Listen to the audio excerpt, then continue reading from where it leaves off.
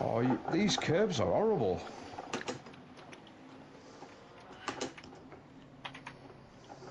We're talking about the Lexus, loves them. I would have thought the Bentley would float over them, but it doesn't.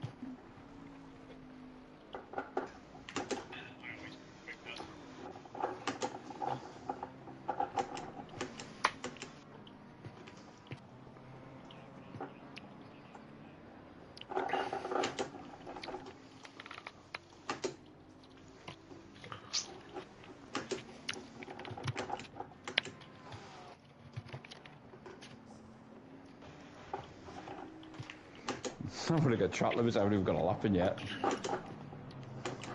Drive your penalty for Stutty tonight. Mm-hmm. And that's the way my practice was going. Probably me as well. Do you bet you know where I'm going wide? Turn 1. Yep. Oh shit, shouldn't have gone into the third. Fuck me.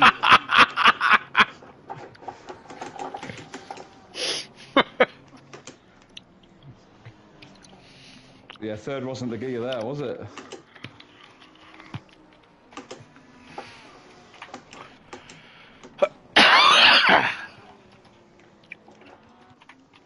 Oh, I might as well let this Porsche. I'm pissing him off.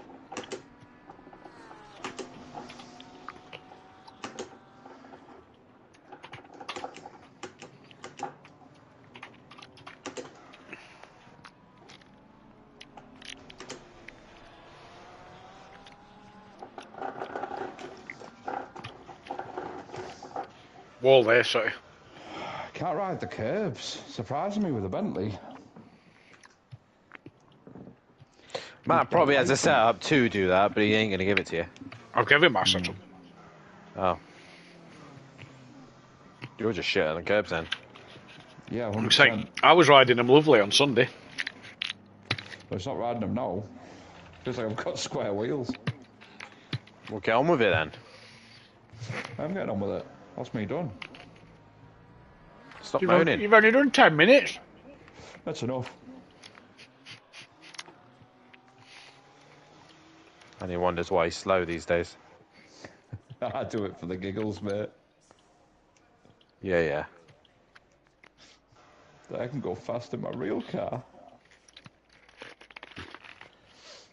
You wish. My car at the minute because it's wet and icy and horrible. So you're a pussy is what you're saying. 100% yes. It scares me. The man who would go out on slicks on a wet track is a fucking pussy. Yeah, it's different when it's in a game because when you hit the wall it doesn't hurt your face. Or your bank balance.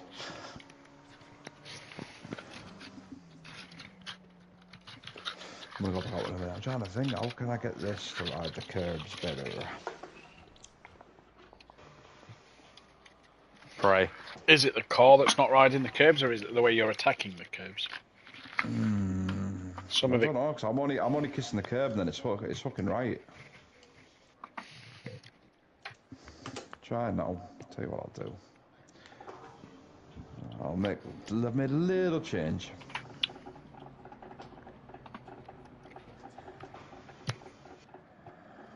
Probably changed the wrong thing. One day I will change the right thing though. I'm just waiting for it. What did you change, say? I can't remember. Brilliant. So if it doesn't work, you don't know what you've changed. Yeah, it's working already. You've not touched the curb! Yeah, it's working. I can feel it. I'm so That watching. didn't though. Ooh. You've not touched the curb. You are a fucking moron. I'm saying. The rear is very loose. Oh shit.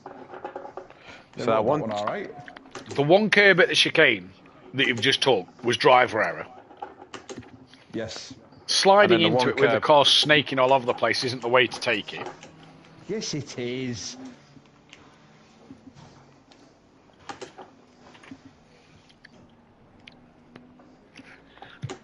I had this thing nearly in the 43s on Sunday, 33s on Sunday.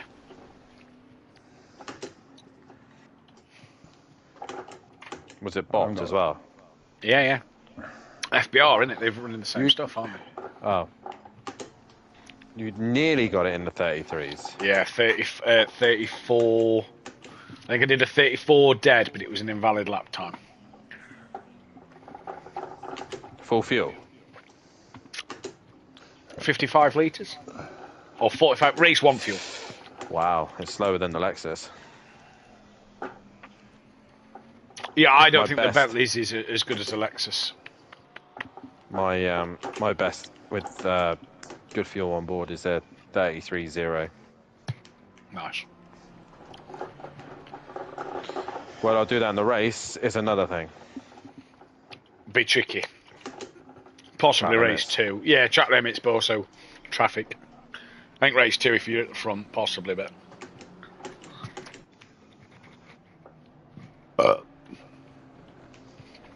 I blame Sutty. I think Mike's going to lose his shit around here. And he fucking picked it. And it's back again next season. Because he picked it. Cunt. And he sounds like he's doing shit in it anyway.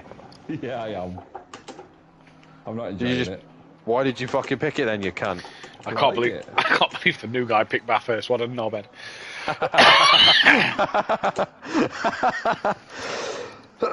And then his second choice would have been Mazzano as well. And I was like, no. I don't know what's worse half the time. I couldn't stop fucking laughing. Oh. I was like, he's fucking... Either he knows me really well or fucking hates you. Oh, you'd left the party that night and he put... I was doing something and PM whistling here and PM went, oh, he's picked Bathurst. I was just like, oh, ooh. This is the new guy. I was like, oh, for fuck's sake, what a dick. What a legend. Isn't that right, Sat? Yes. Now all we have to do is get rid of that stupid fucking Alton Park. And we'd be laughing. Actually, no. Alton Park can actually stay. The Porsche looks quite good around there, and well, in Friedman's hands anyway. Might be shit in my hands.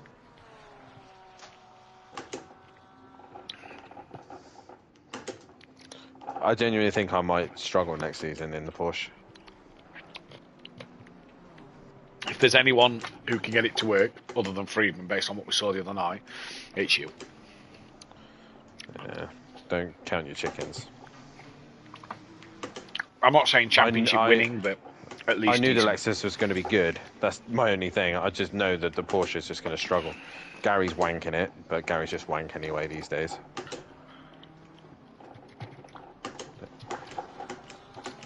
He's almost as bad as fucking Sutty.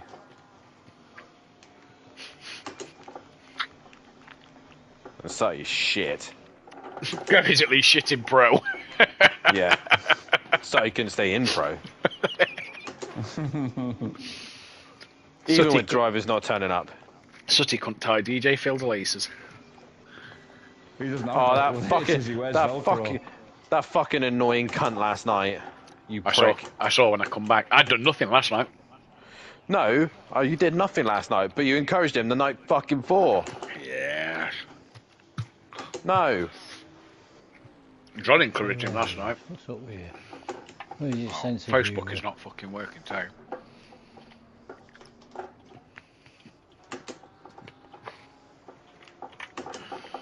Post, share, post. Your Facebook's fucking annoying on SimPlay. I can't post anything. You're the only admin member. Oh, shouldn't be. Double check. Well, you are. You're the only one who can post on it. It's not letting me post at all. Something's going wrong with Facebook. Right, let me solve that now. Oh, I don't need to solve it now because the only time I was going to use it was last night. To try and spread the stream. But I've done it in other places. Yeah. I blame Sutty still. 35.7. Oh my god, I'm slow as fuck. What do you mean a 35.7? That is slow, to be fair. If I was doing that pace, I'd be ashamed. Feels nice though. Yeah, but it's also slow. Well, they can get quicker.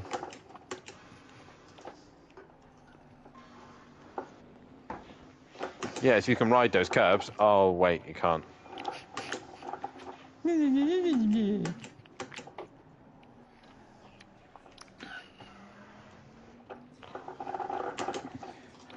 Don't get me wrong, I am now trying to pump laps in rather than getting track limits as well. Yeah, yeah. I'm struggling turn 1, so I'm scrubbing all my speed. I bet it's not. Why do a later entry instead of an early entry? I bet it's not turn 1. Where do you think it is? This kick Middle coming sector. up here, I bet you're going slow through this left-hander. You think? Yeah. Yeah, too slow. Did you go down a gear? Nope. Down 1 gear, dab on the brakes on entry, down a gear and turn. I just floored it. And feathers.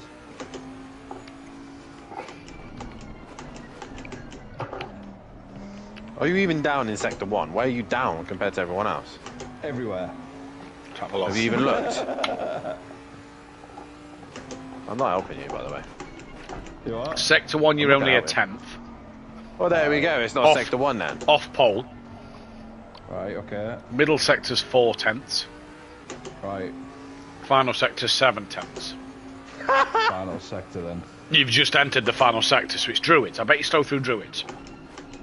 You said he was slow through the king, and he's not. He was a little slow. He can take it better. Oh, not bad through Druids. It's got to be Dearly. It's got to be Lodge. No, Old Hall and Dearly. It's got to be one of them, isn't it, Tony? That's not bad, eh?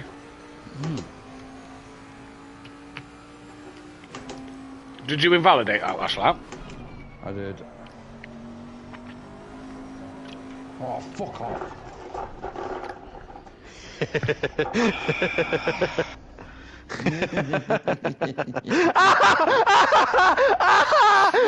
You're gonna get a fucking drive-through and I'm gonna laugh at you like you laughed at me last time, cunt. Yeah, I heard the fucking stream, you little bitch.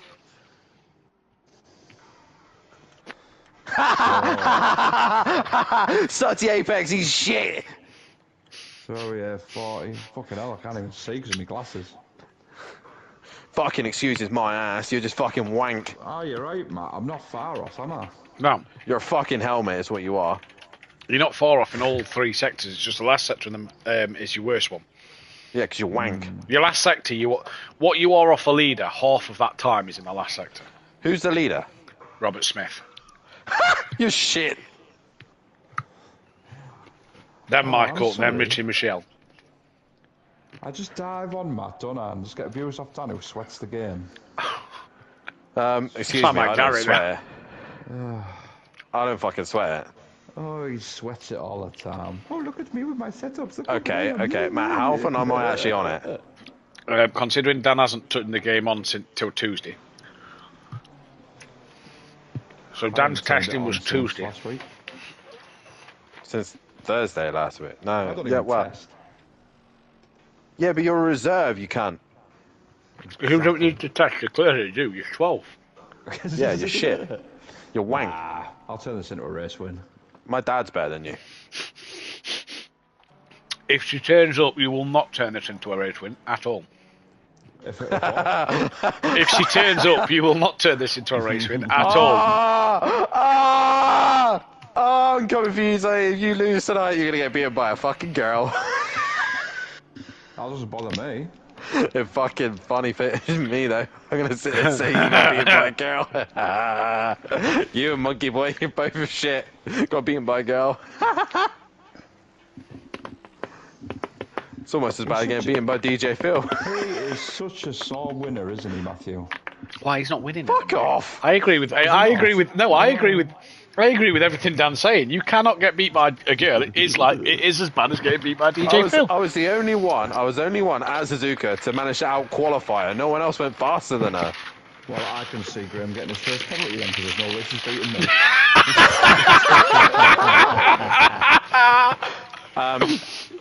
Sutty, can we have your footage, please? And can you explain why you sent her to the shadow realm? Because she's a girl and I wasn't having her beat me. There. But she beat you on track still anyway. You're just still in the pits. Reasons. John's struggling like fuck. Well, we don't say anything about the cars anymore, and if you pick something shit and he drives in it shit, we go, well, bad car choice. 23. First sector, sound. Hey, he's quick, isn't he? Who? Gary Who? Clarball. Gary Clarball. In the first Oh, he's sector, only yeah. just done that time. Oh, what's his first sector? Your mum. Yeah, but it's only 3/10, 4/10. Yeah, no, 4/10. To be fair, Quicker in that than you. sector, it's quite a lot. Porsche's the most bop track doing it. Yeah. Porsche has... Oh no, Lamborghini. No, Porsche's -1. -1. So no, it's not. Oh no, it's wait, Cota. the Last week Nissan- the Porsche was. I'll tell you what it It's is. a Hang on, I'll have a look Nissan. on Discord. Nissan plus 13 kilograms. No, Lamborghini's plus 16 at least. Might be the Aston tomorrow night if I'm right. Yeah, Aston Martin, Lamborghini, Nissan, Ford Mustang, Honda, then the BMW are all positive. Do you know what it is? I don't like it when I'm gonna put more fuel in. I think I'll go quicker. What you're running in the tank? 40 litres. What are you going to want about? Oh, jeez. You are so backwards, it's unreal. I've never heard someone come up with such bullshit fucking setup like this. I've now put 60 litres in. That's what's making you slow. You'll laugh now, I'll be rapid now. No, you won't. How much you want to bet that you're slower? All I'm going to say is, Matt, is GT5's default setup, you and me battling round Brands Hatch, where was Daniel? Enough said. Default setups, Brands Hatch, BMW M2s. You want to go? I wasn't racing them. No, I'm saying, do you want to go now? Like we'll Project go in Cars, them yeah? now. No. You say Not Project that Cars, arcade- but you might no, not be not able to that get online on arcade that game. anymore. You what? You might not be able to get online on that anymore. Oh, you might not, you might be right, yeah. Who still Oh. holds the Bathurst record? I've went through the records at the end of this season and I'm adding GT4 stat tally as well. Every class we you do, are. I'm going to add the fastest laps just for more stats Of course for you that are. class car. Of course you are. Yes, Of course you are. know Because it, Dan. Because you want your fucking name on them. I don't think I'll have many. I've not got many poles or anything, have I? Oh, fuck, I Considering can't. you have two more, you have one more attempt at poles and two more attempts at wins. No, sorry, three more. Yeah, I two can't more get attempts now. at I win. can't do the poles. To be fair, You can't catch me. I can't do the poles for lap records Why? because SimGrid only registers one qualifying, and I always just take Q1. There's no way of going back unless I go back on the stream and look at the pole time. But I've not really took. I think I've only had 3 poles all year. It's hard go when back you're on running the stream. 40k ballast every fucking race. Well, that's what you get for fucking leading most of the season. So, which one, leading or fucking ballast? Leading. I've enjoyed it, to be fair. Yeah. So shut the fuck up. It was only shit I don't want last to hear you week. fucking moaning. Oh, It was only fuck shit off. last week. It's almost as bad as this fucking She's moron in. moaning. She's in. She's here, Sooty. She is in the lobby. Now we just need Downey in, and then you're in trouble. She's also in a pink car, Sooty. Good. She's got good She's taste. She's in the best pink car. Because you're in a shit car. Bentley's class. Yeah, sounds it. Beautiful. It was my best lap would have put me on the front row of the grid, so I don't know what Sooty's doing. I had it. No panic. Maybe second, third on the grid, actually. What happened to the days when you used to be good at a fucking Acora and puts it on pole? I know, Sugo. in the wet at Sugo on slick tyres. Yeah, I know. We did it every day, that's why. With the fucking, you know. Cock on it swinging every that day. day, wasn't it, Dan? Yeah, yeah, he was a sweat. That's what. COVID I want all. I want all. Yes.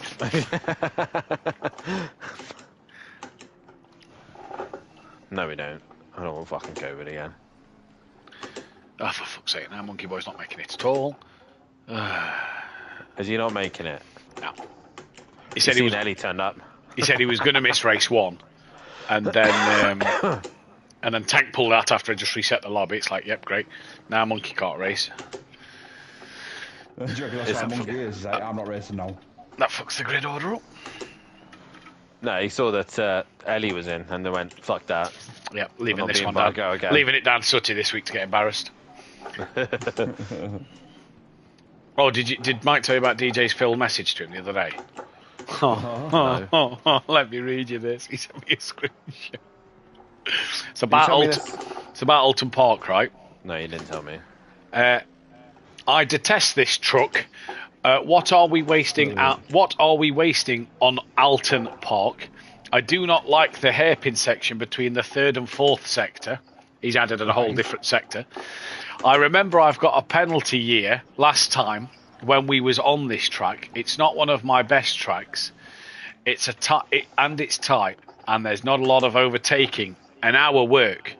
I'm going to get a penalty for it again. Whatever I did wrong last time, I reckon, I'm going to get a penalty again, because there's nowhere to go.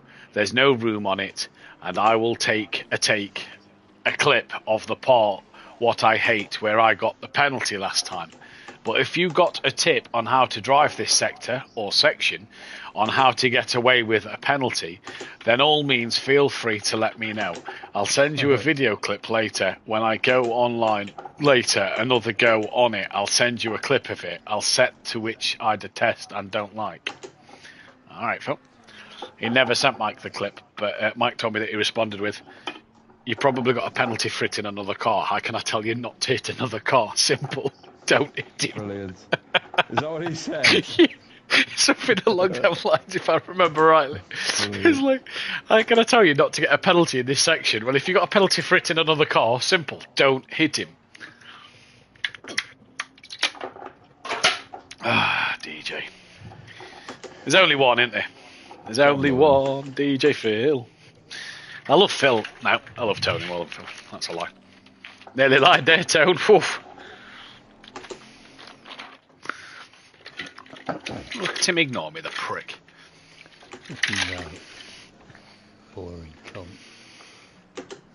Come at me. Or come on me, whichever you takes your fancy. You'd only run away.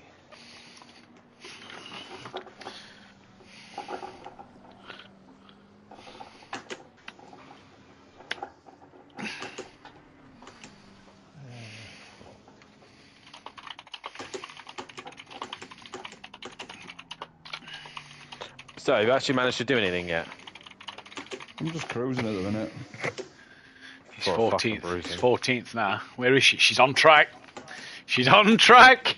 As is DJ. Fuck me, that'd be embarrassing if DJ and Ellie beat you. I'll be pulling the pad out in a minute. Fuck me, you'll be worse. You'll be worse. I wasn't going to watch tonight, but I think I will. I'd say in the party tone. The comedy fucking value in here. Oh, you'll have a laugh with me. Here comes DJ to the line, twitchy as ever. Oh, he's only 1.3 slower than you. Only? Fucking hell. Believe it or not, that's not the slowest time on the track, neither. Cranky Duckhead somehow 3.9 slower. Ellie's slower than Sooty by 7 thousandths. But if you remember, first lap, though. If you remember, she was about 15th, 16th mid-pack in Suzuka practice, and we thought, yeah, she's not that good. And then Quali came around. And then Sutty's going to be fucked. And do you know where you start tonight, Sutty? Where? Second. Do you know where she starts? Oh, where? Third. Oh, fuck's sake.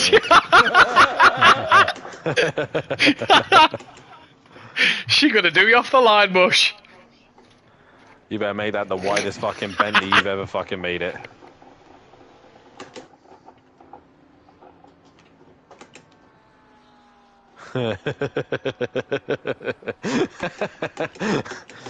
Sutty, why did you make contact with the pink Ferrari?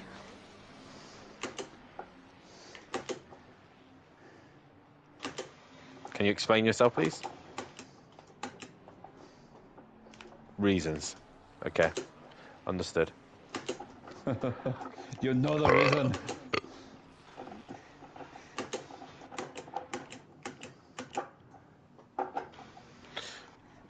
If PN comes in the chat, I'm so saying that trains are shit. Fucking do it. Sutty, did you watch the Grand Prix at the weekend? I did. Did you think Max Verstappen were a bit of a dick? Yes. That was horrendous what he did at Piastri. It was awful. I also Piastri made me laugh though. When he come on radio and went, "Yep, yeah. That's the move of a world champion." And then Max, do you think Max should be fined? I do, yeah. Let's be brutally honest. If you called Mike a stupid fucking idiot like he called the F1 stewards, would you have got away with it? Not a chance. No. Mike would have had your pants down. I'll get away with it though. Yeah, because you tell Mike where to fuck off and he'd be like, "Yes, Dad. Well, ever you team with me, Dad. Yes, Dad. Don't leave me, Dad." Sad news is I will be leaving him. Yeah. I've had enough of his fucking shit. He'll be independent next season in pro. No, he won't. Why, do you reckon he'll poach Daz or Gary?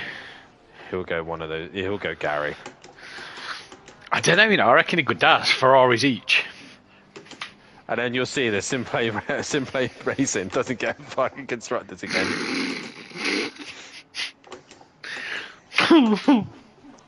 I've already got my team name. Yeah? Simply Thruxton. SimPlay Thruxton, love that. And There she is it comes. also sorry? Is it also bad that I've given Ben a setup for Alton Park and not Mike? No, I don't think that's bad at all, Ben. Chris has been messaging. His dad had me on Facebook a few weeks back. Yeah. And his dad's been messaging me. And he messaged me Friday last week. Like, "Oh, she's gone quicker than Sutty. What a shock." He messaged me Friday last week and he's like, "Ben got really... I've never heard Ben be so mad as when Tibbs retired again." And like, Ben struggled but managed to just carry on in the race and blah, blah, blah. And I went, "Yeah, dude, look, 2 weeks to go and then he'll be with us and don't worry, our lads will fucking help him." And well, if you're already helping him, it's not bad at all, 'cause it sounds like the guy's getting fucked off with everybody at BSP.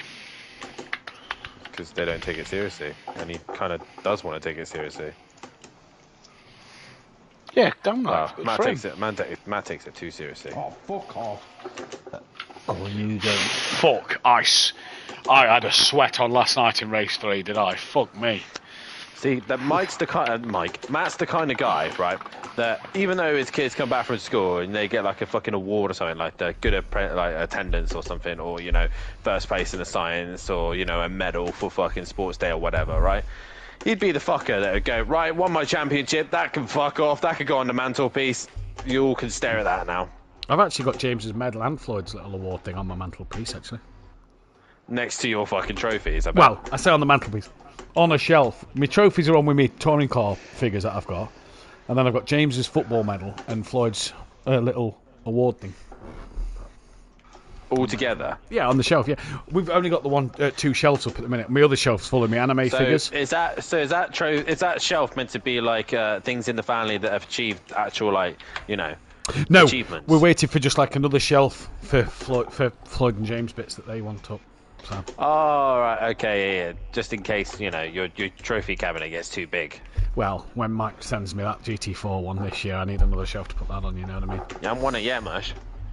No, fair point. Baby's going to come in it, fuck. Let's be honest, Friedman still needs to win every fucking race. Yeah, pretty much. Right, go live. It's gonna get beat by girl. I'm gonna love this. Welcome, ladies and gentlemen, to SimPlay Motorsport, and also welcome, ladies and gentlemen, to Sutty getting his ass kicked by a girl.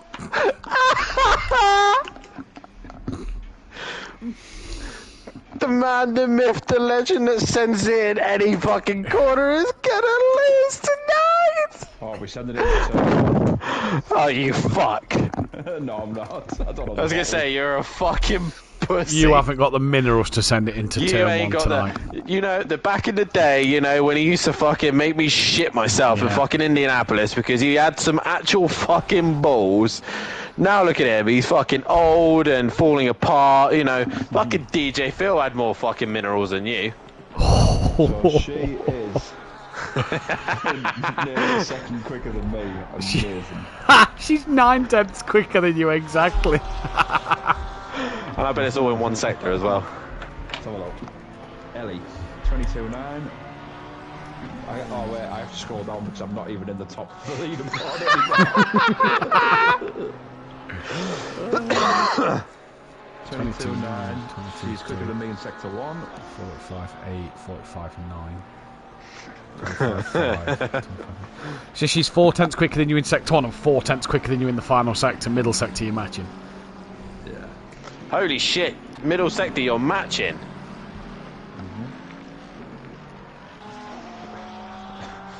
That'll be the only time we've been matching her in anything.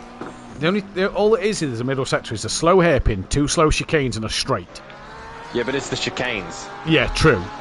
But if you can get the belly over the curbs compared to... it is Knickerbrook. It's also actually, Knickerbrook. Yeah, it's halfway up the hill, isn't it? Richie Michelle's just gone quickest. Paul Williams is only fourth. just. He's going to be shit tonight. I think he'll struggle. He will cause carnage, I think, tonight. 1.6 slower than the fastest. Sutty, what the fuck are you doing? Chilling out now. I've got myself. I'm happy. It doesn't look very good, to be fair, mate. Cranky's fucking struggling. Jesus Christ. It's a bit loose, isn't it? It's a bit loose out here tonight. So he's ready to be 25, but there's no Darren Bell, there's no Monkey Boy. Who's the other Right, car we're missing? I'm going to go get a coffee. Be right back. No worries, dude. Actually, I'm going to start the other party. Alright, no worries. I hope you choke on your coffee. You nasty, nasty bastard. I hope you choke on fucking Ellie's massive fucking dildo that she's going to shove up your asshole. Oh, I've just noticed, Matthew Hicks isn't yet in the lobby. Matthew Hicks should be starting on pole. So if Matthew Hicks doesn't turn up, the front row will be Sutty and Ellie.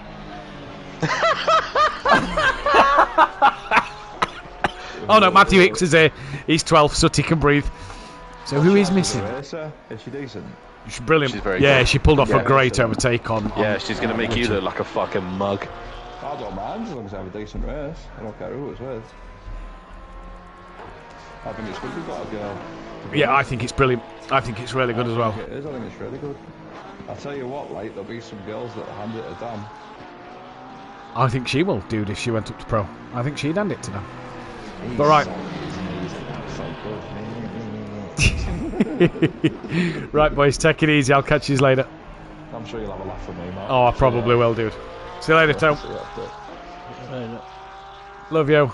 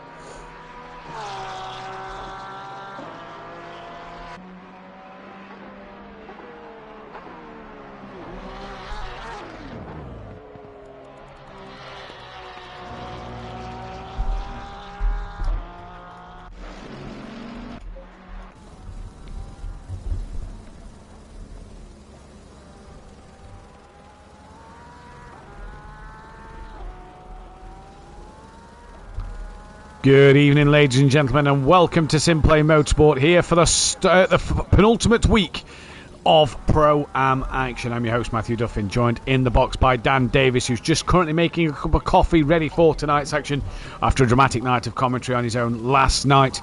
It is that penultimate week, and we are here on British soil, on home soil, for our first of two trips to British circuits. It is Alton Park tonight as we have this fantastic circuit ready to go.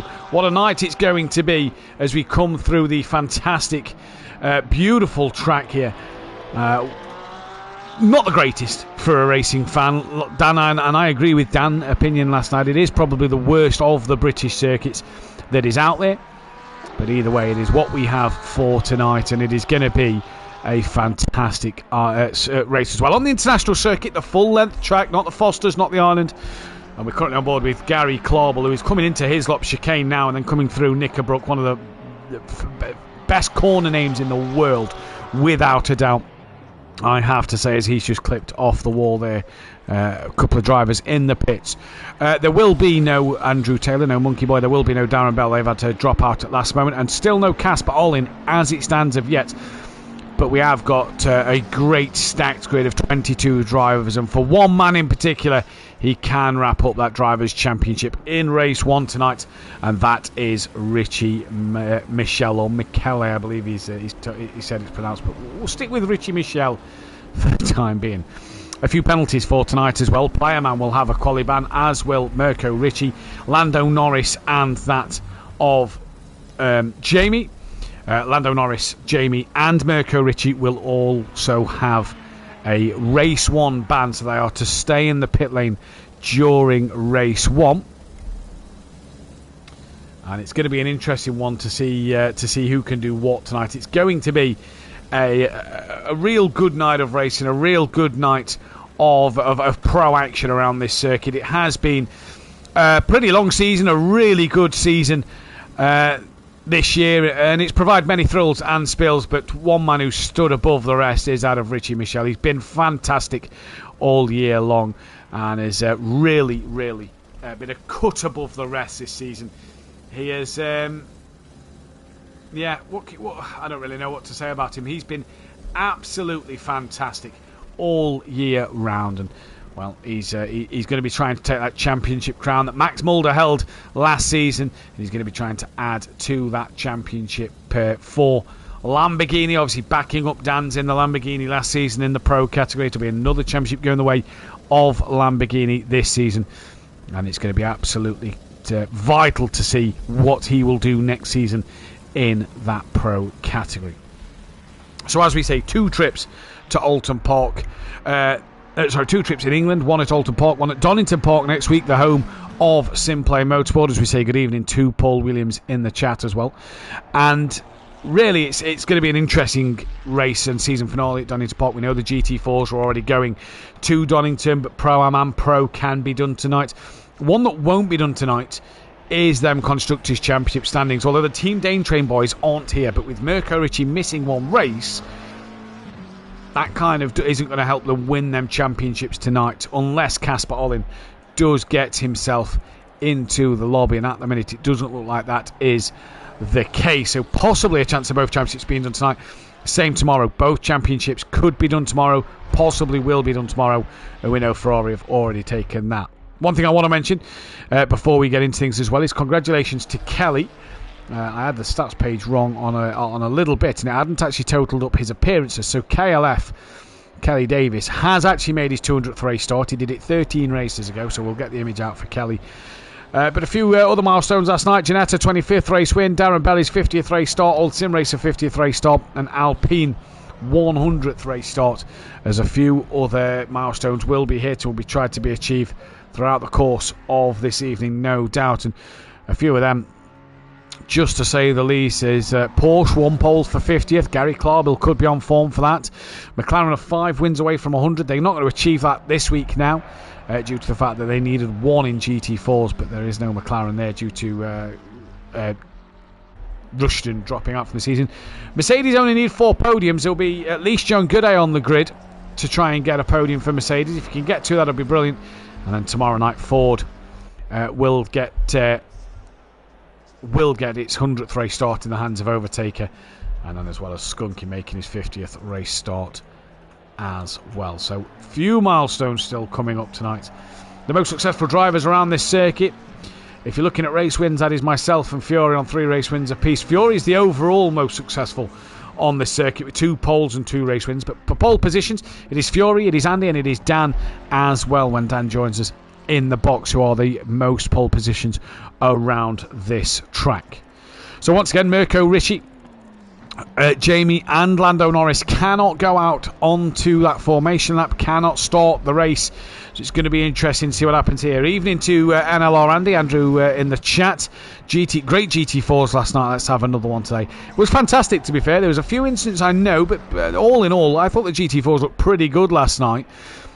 Tight circuit, though. I remember following Ian McGowan at one stage. You cannot overtake around this place. So these are bigger, wider, bulkier GT3 cars, especially with a Nissan and a Bentley.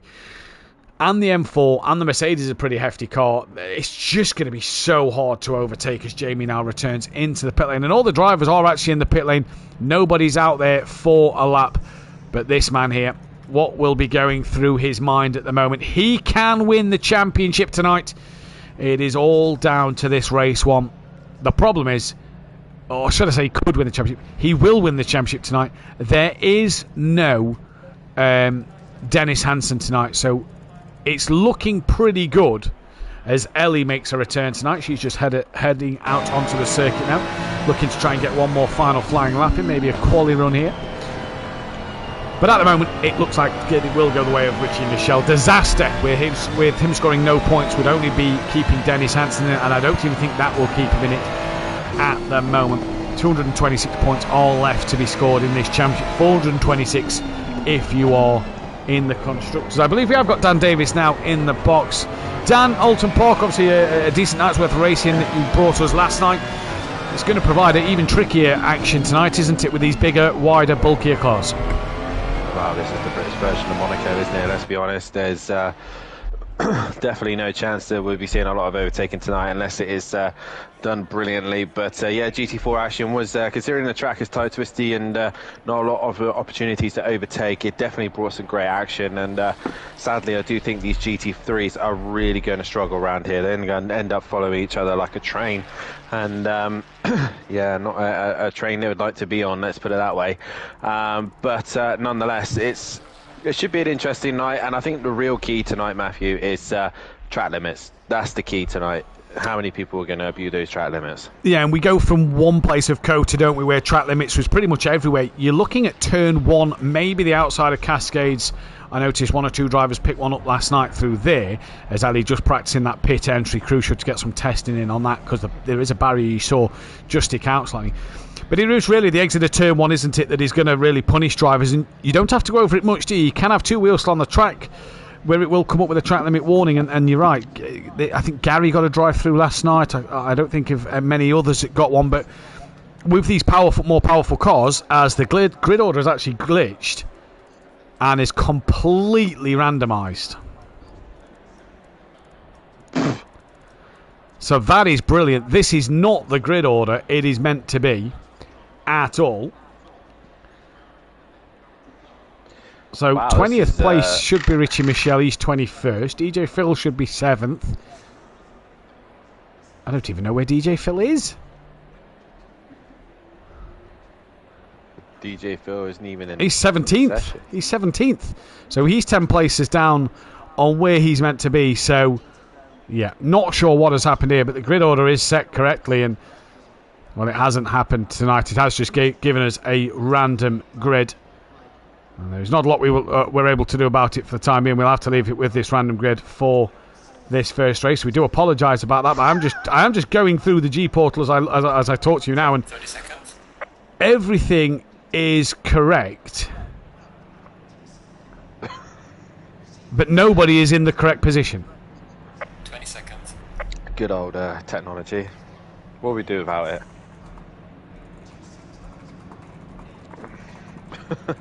Just ridiculous. That's just hilarious.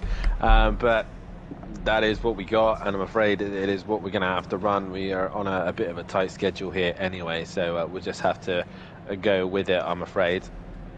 But yeah, this should be an interesting one. At least the championship leader's at the back of the pack, let's put it that way. Well, he's definitely at the back of the pack now because he's returned to the pit lane. And I'm also noticing that two of the drivers... A lot of drivers have returned to the pit lane. Well, Mirko Ricci is on a race 1 ban. Lando Norris hasn't moved. He should have also returned to the pits. And Jamie has started, and he should have been in the pits because he also has a race 1 ban.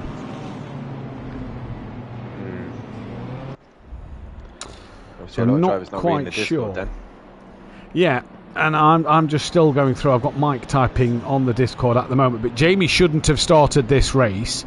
We've got Richie Michelle in the pits. We've got Mirko Ricci, who should be there. DJ Phil, he's not been readying up recently, and I don't know why. But Jamie started when shouldn't have. Lando Norris has started when shouldn't have. In fact, no, he's just sat on the grid. But everybody else has gone to start this race. Lando Norris has now entered into the pit lane as he should have done. But Jamie at the minute starting this race when he shouldn't be. Well, that'll be duly noted then, and the stewards will be looking at this one. Yeah, well, we've got to make do with the grid order as it is. Everything is set right on the G portal, and I've just gone through everybody's name, and everything is set right. And what this will be, because I can only assume is because we haven't got Darren Bell, we haven't got Andrew Taylor, and we haven't got Casper Olin. Them three have missed, and what it looks like it's done, Dan, is it looks like it's put them in the order they've joined the lobby. So, not a good start for everybody there, but not a lot can be done about it. We'll have to wait to see what happens. But Gary Clarwell is going to start on pole position for what is going to now be a random grid race. And, yeah, I'm just checking that I did tag Jamie in the post, say he had a race ban. Yep, he was tagged and hasn't got done it as well.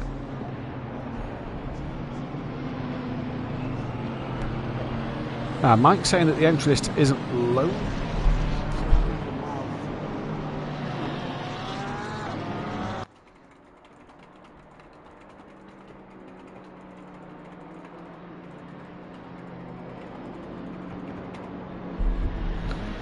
So just discussing the admin chat on what should happen here. But yeah, at the minute, Dan, what car would you say? Obviously, we're looking at the BOP, and it looks like the Lamborghini's the most bopped around here. But if you was driving one of these cars out here tonight, what would you say is probably going to be favoured for this circuit?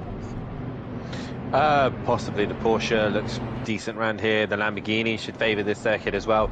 Possibly the M4 as well. Seems to be able to run the curbs and abuse the curbs as well. Possibly the Mercedes, but maybe the McLaren as well. Anything that's able to run curves and be good on downforce as well.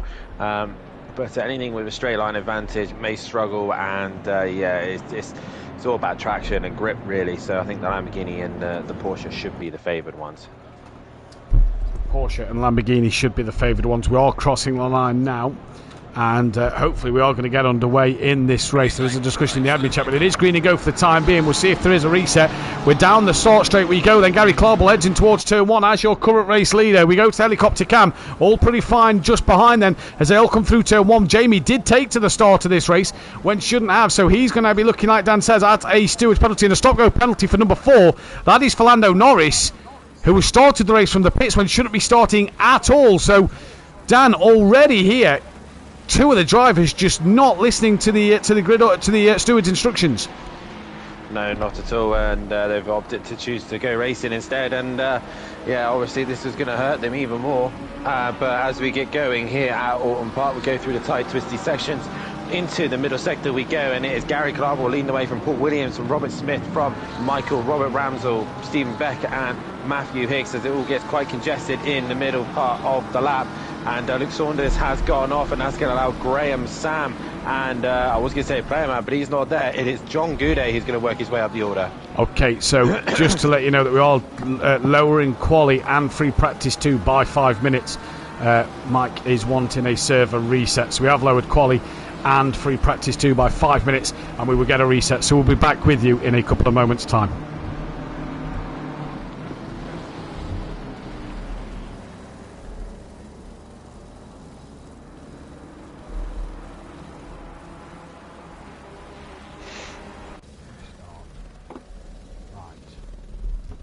Now we've restarted at Lando Norris at Stardock. You are on race bans. Do not take the start. Stay in pits all race. You know they're going to ignore that, right? If they ignore it, they get fucked, don't they?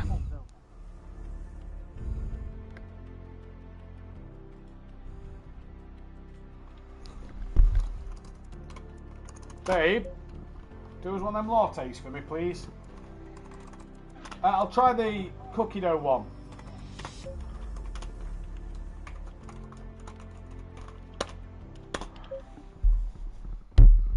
Green light, go, go, go. Oh, what the fuck. Just reset the server, mate. You didn't actually do... I forgot to turn the practice from 60 minutes to 5. Oh, for fuck's sake. I think I took it out. I had my launch racing one.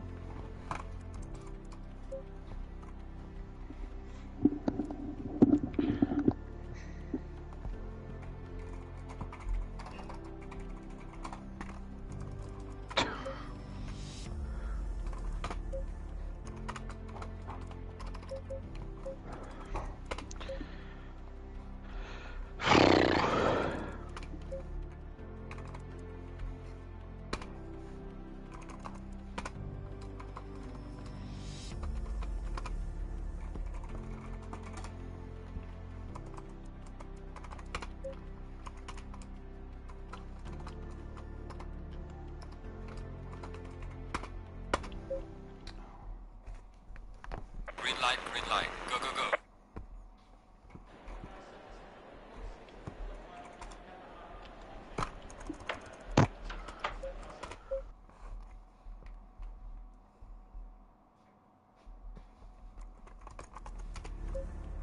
Fingers crossed this will be right this time.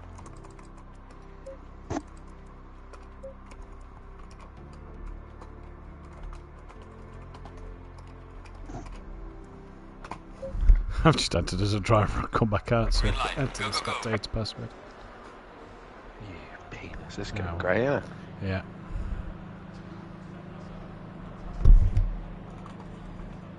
I was really tempted to put no field, get out. You know, you lot all typing in here. It's now made Lando and thingy might miss the fucking, you know. Yeah, I'm gonna tag him again.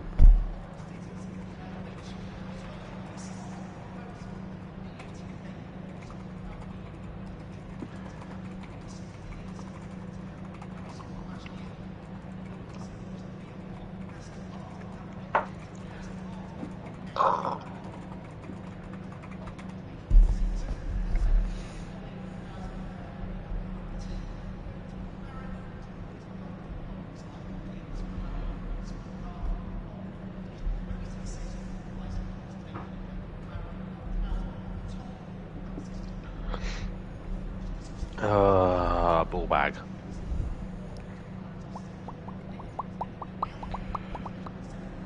This is going to be a late one. No, I've shortened the other bits by 5 minutes, both quali and free practice too, so that saves us 10 minutes there. Cranky, don't go out on track. Oh, and DJ's gone out on track. Why? Just stay in the fucking pit lane. Like, for fuck's sake.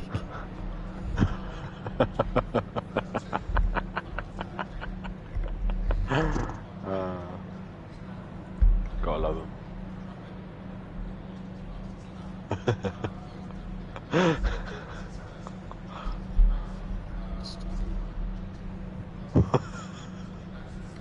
There's no pile-up.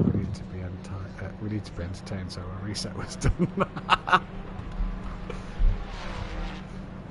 Fucking DJ Phil, what a dick.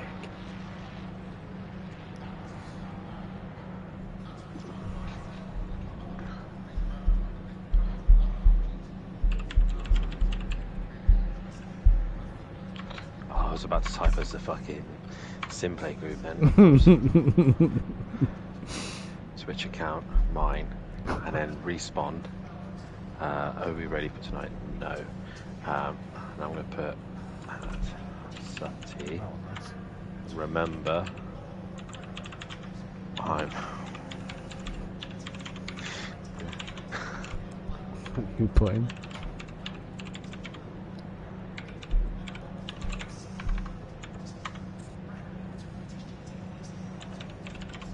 So do you remember I'm watching you in your rival tonight?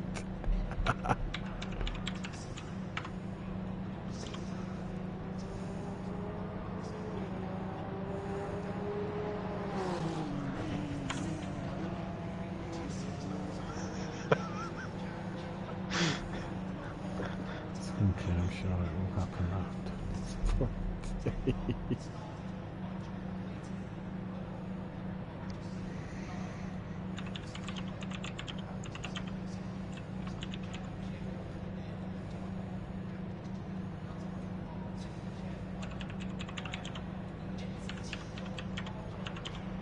I shouted at the Stakes team today. I proper told them off.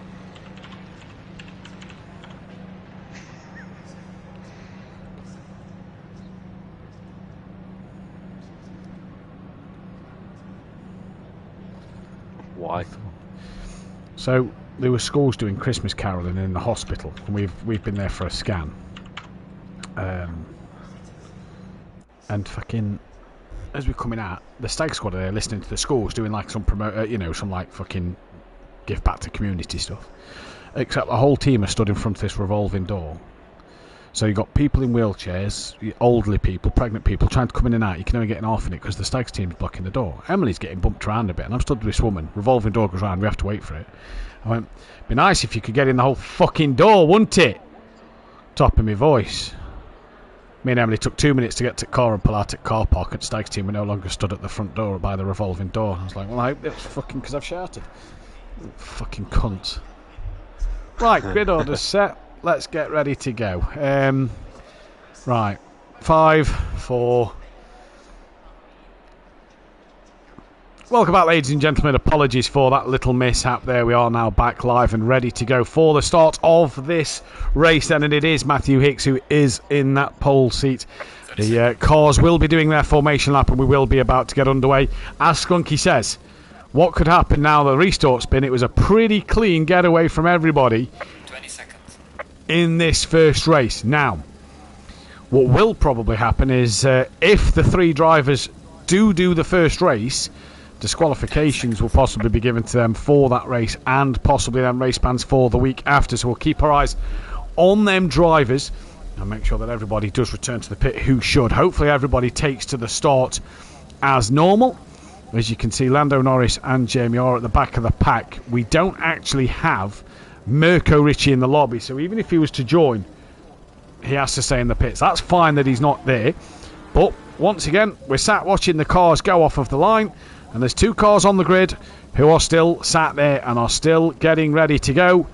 And would you look, Jamie pulls away and Lando Norris pull away.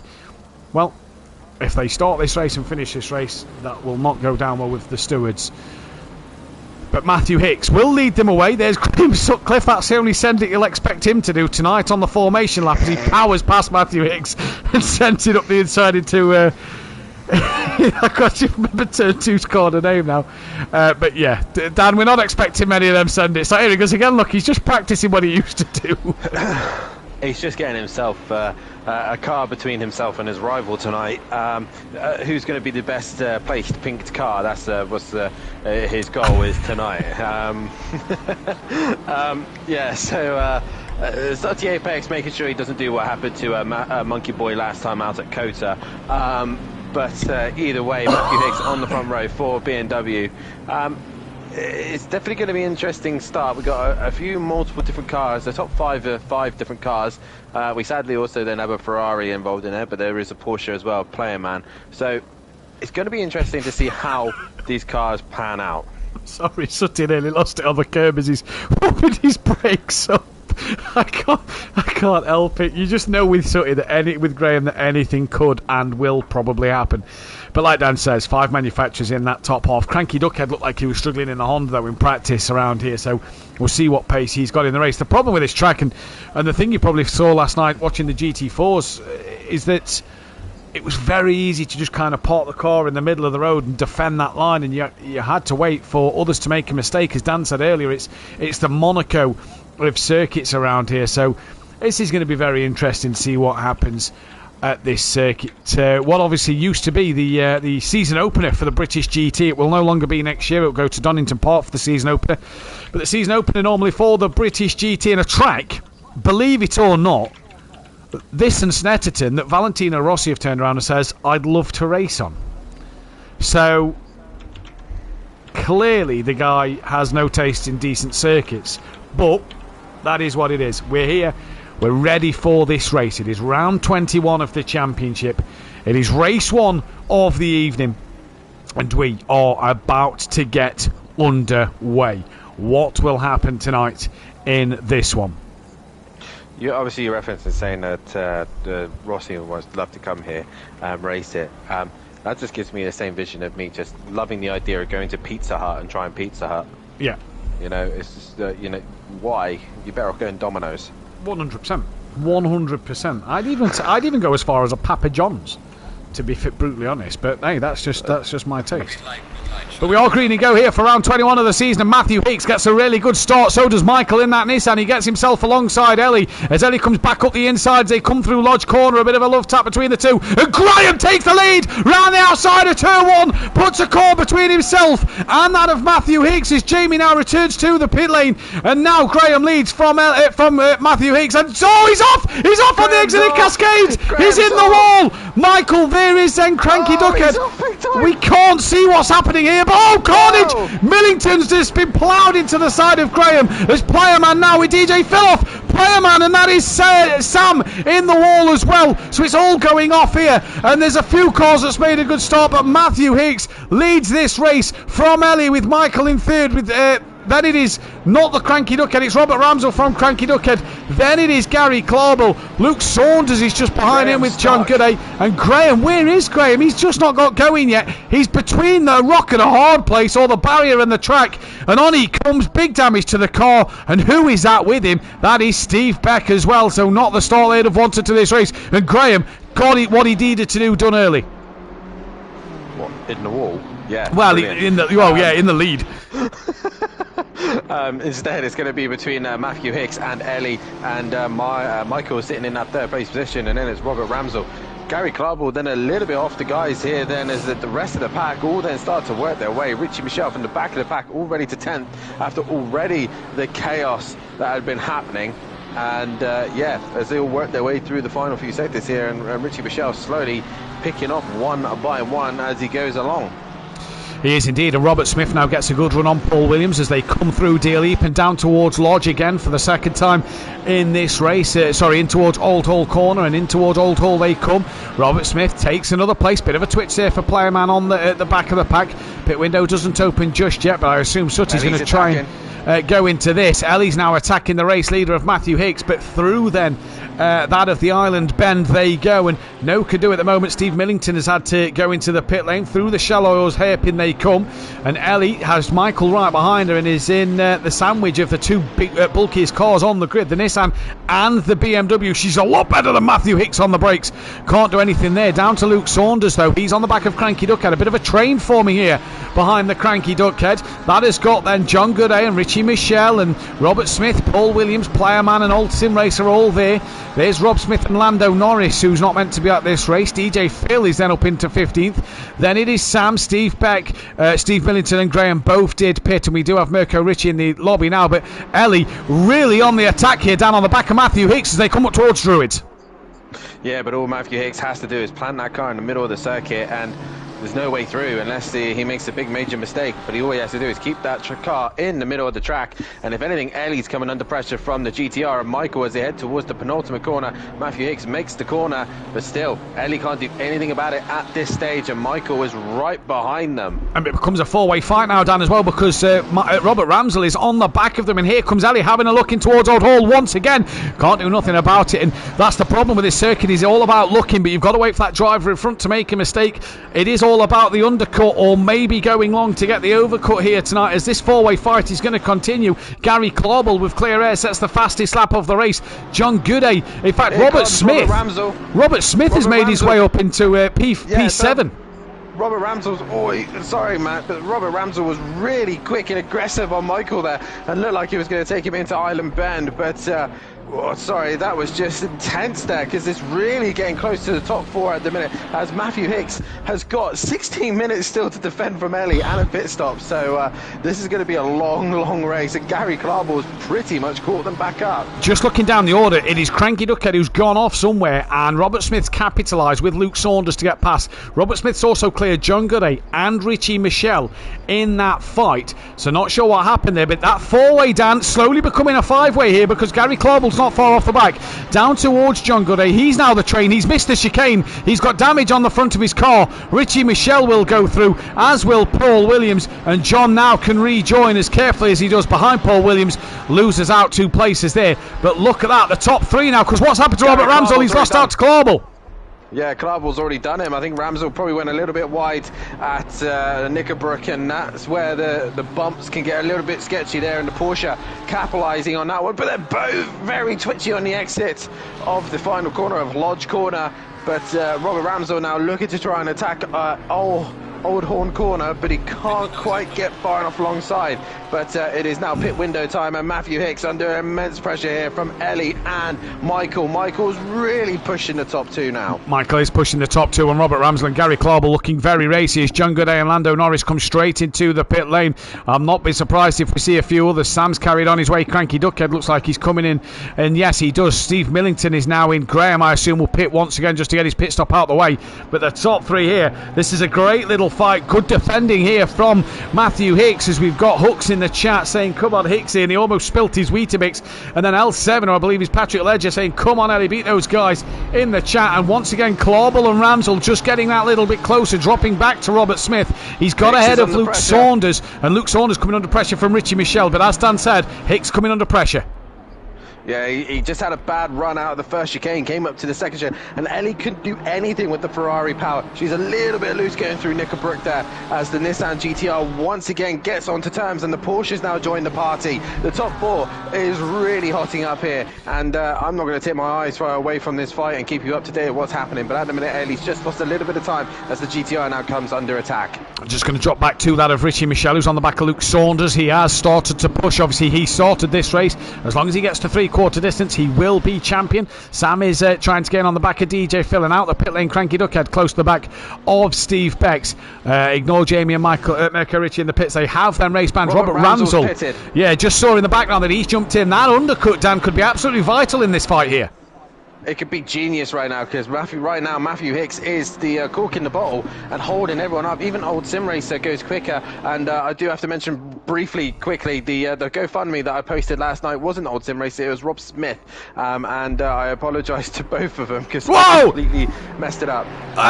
Michael there, very defensive into the left-hand kink, and I think he's lost it on the grass. He is, he's sideways on the grass, and there's a wall, and bang into the wall. Did he just clip Gary Clauble? I'm not sure, but Gary Clauble's lost a lot of momentum as well now. He went very defensive onto the Island Bend, and for Michael in the Nissan, huge damage to that car, and he's going to lose out massive, but that's put the top 2 to run away. That'll definitely be a jump then, as Ellie's now coming alongside. It's a drag race. They just lean on each other slightly as they come down towards the Hislop chicanes. Matthew Hicks, as the inside line, has to cut the first part of the chicane and stays in the lead. Robert Ramsell, meanwhile, drops into clean air, complete clean air. So he has got no one in his way, and he can focus on getting those lap times. Meanwhile, Michael is returned back to the pits after, I think he has returned to the pits. Yeah. After major damage to his car. So he's returned back to pit lane, but Ellie and Michael Hicks right now are going to be losing time, hand over fist to Robert Ramsell, who's possibly come up with the brilliant strategy here to win this race. He possibly has. Is he going to leave it as late as he dares to come into the pit lane? I'm surprised Ellie's possibly not come in for that undercut. But Gary Clauble, then what damage will he have? Maybe off that clip at the moment. Fraser O'Brien in the chat saying, come on, Hicks. And Patrick Lager saying, Alton Park strikes again. Indeed it does, as Michael's returned to the pit lane. Then Graham trying to pick up places as he's a couple of laps down. He has got to pit once again, though, due to that damage that he sustained early in the race. This is the closest fight on the track at the moment. This is on board with Ellie. And if we go on to Michael Hicks, we can just see from the rear view of his car how stable that BMW is looking at the moment. Pretty decent, to be fair, from Hicks. And like Dan says, all he's got to do is just stay in the middle of the road, and that is what he's doing here, and that is the perfect strategy. Richie Michel, by the way, pitted as well. He's down in 10th place, 2 seconds off the back of Robert Ramsell. That could help him jump Gary Clauble after Clauble's incident with Michael. Yeah, definitely. As meanwhile, Ellie's had a little bit of a moment through the second chicane and has dropped a little bit of time to Matthew Hicks. And like I said, no real other fights going on at the minute, bar the top two, and soon to be possibly the top three, because Gary Clauble is coming back. If I was Clauble, I'd really start to think about pitting early here and getting that clean air. Yeah, I'd be looking at that undercut. What are we? 5 minutes 44 left of the pit window. Obviously in this first race, as Michael's still in the pits, Graham's now back into the pit lane. That'll be to do his mandatory stop, and it's the top 8 in Graham who haven't done that stop yet. And Michael actually is going to have to come out the pits and go back round to do his stop. Stephen Beck is trying to gain onto the rear of Playerman, but this is Ellie attacking the back then of that of Matthew Hicks. And is Ellie going to come into the pit lane? Yes, she is, as now we drop down to Playerman and Steve Beck at the moment. Did Gary Clauble pit down at the front, or did he keep going? He's kept going. He kept going, yeah, he kept going. Now the question is, obviously Ellie's coming to the pits. Where does Robert Ramsell fit in all this? He's caught DJ Phil, so his clean air has just come to an end, sadly. And the other thing is, he's going to have to race DJ Phil. DJ Phil defends the inside, and Robert Ramsell goes around the outside. Job done there as they head up towards the next couple of sequence of corners with DJ Phil pissed. Ellie has gone green and is off the limiter. So Robert Ramsell's strategy hasn't worked. Wow. He's still behind Ellie. So the overcut there, a good one, and Robert Ramsell's had clean air. Old Sim Racers running up into P4 now. Rob Smith, has he pitted? I don't think he has. He stays ahead of Luke Saunders. Luke Saunders comes out the pits, and he was in that fight, don't forget, with Richie Michel. Richie Michel's cleared him and is long gone. Paul Williams didn't clear Luke Saunders. But for Matthew Hicks now, he needs to pit now. I think so, yeah, just to keep ahead of that of Robert Ramsell at the moment, because Ellie's done a good job. He now needs to do it. Yeah, I think as long as he nails his stop and gets in and out quickly and stays ahead of Ellie, then, you know, he just needs to respond now. The one to keep an eye on as well is Robert Smith, who's slowly but surely creeping onto these two in the front. He's only 2.4 off the back of Gary Clauble. Gary Clauble not been able to do anything since he's got into clean air. Maybe the damage on the front end and on the side of his car is just affecting him ever so slightly. But Robert Smith wants to keep an eye on. Old Sim Racer got quite a good bit of pace as well, but he's dropped right off the back of the leading group. Matthew Hicks straight in. Matthew Hicks is in. Yep, Gary Clauble stays out on the track. Robert Smith is also going to come into the pits. Ellie's now on the back of Rob Smith, as Rob Smith goes a little wide on the exit of Druid. So Ellie's clean air has now been extinguished, and she's now going to be held up by Rob Smith, who can get at least another lap, maybe two at a push in this race, probably just the one, as he now enters the pit lane. So that'll help Ellie. Matthew Hicks has now been green and he's dropped, but Ellie is already through, and that is exactly what she wanted. Robert Ramsell will also get past, and in Ellie's third race at SimPlay, she could be 3 from 3, 100% record in terms of race wins at the moment. Race isn't over yet, but Matthew Hicks there comes out on the back of Richie Michel, and also just ahead of Robert Smith. So Robert Smith has massively closed that gap up. You feel for Gary Clauble that he could also be off the podium here, Dan. Yeah, I think possibly that Matthew Hicks has got a little bit tentative going in the pit lane. I watched him enter and he was just a little bit cautious, obviously trying to make sure he gets stopped and doesn't get a penalty, but maybe that's his downfall there. We'll keep an eye on that as this goes along. It's still a good result for him up in P6 at the moment, and it is Gary Clauble and Old Sim Racer who are yet to pit, as up Clay Hill comes Gary Clauble once again. Closest action on track, a second between Luke Saunders and Sam, but it's Matthew Hicks actually who has got that of Robert Smith close to the back of him at the moment. And this is going to be interesting now, because Richie Michel just needs to finish this race really to score points to be the champion in Pro-Am, but he'll want to win every race he possibly can from here now to the season end. And Matthew Hicks, decent start to his race, but he's been under pressure every step of the way. so far as Gary Clark sorts lap 8, so doesn't pit. He's got enough for one more lap. Old Sim Racer, what is he going to do? Does he come round? He does. He sorts his next lap. So they both don't pit at the moment and just trying to extend that gap ever so slightly. Problem for Gary Clark, if he's expecting a bit of traffic, he's not going to find any. They are all at Britain's chicane, the first of the two chicanes at the moment. And this is the fight between the two BMWs and Matthew Hicks and Robert Smith. Dan and Robert Smith, good pace in practice. He'll want to get through as quick as he can. Yeah, he will indeed, and he's on the back of the fellow BMW driver, and once again Matthew Hicks running a little bit sketchy through turn 1. That's going to give the other BMW driver a look up the inside. He's thinking about it, but he's not quite close enough, and it's really tricky to get the job done here, as Robert Ramsell is now going to start becoming a little bit of pressure from Richie Michelle as they work their way through the left-hander. Richie Michelle just testing the limits on the right-hand side, pushing as hard as he can as he went through Island Bend and then through Sheenold's corner, but yeah, it's tight between these two at the minute, and Robert Smith would love to get onto the back of these guys. It's such a shame that Robert Smith had a mixed season this season, because he looked so good at Bathurst, had the strategy in hand, looked competitive, and ever since then really it's kind of gone downhill. Kind of the hurricane weather of Florida kind of distracted his season, didn't he? And it's kind of unravelled since when he had to miss them couple of races with all the hurricanes happening in Florida. John Gooday's on the back of Rob Smith down the order, and you speak of that little left-hand... fastest lap. She has indeed. You speak of that left-hand kink down of the island corner. Very easy to understeer wide onto the grass, and the minute you hit that grass, it is very hard to catch the car and not put it in that wall. You've really got to be careful, haven't you, through Island Bend?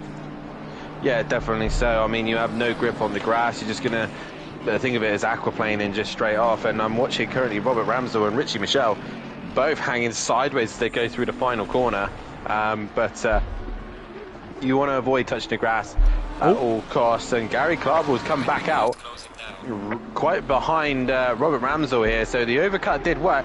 Ellie just nailed the stop, I think. Yeah, I think Ellie's nailed the stop. Gary Clark just hasn't had the pace since that damage on his car, and as you can see there, Ellie's actually caught traffic of that of Graham, who had that earlier moment in the wall, and the two pink cars, not teammates, but they are flying high. The pink, they've even got green on the car as well to match each other, so that's nice to see.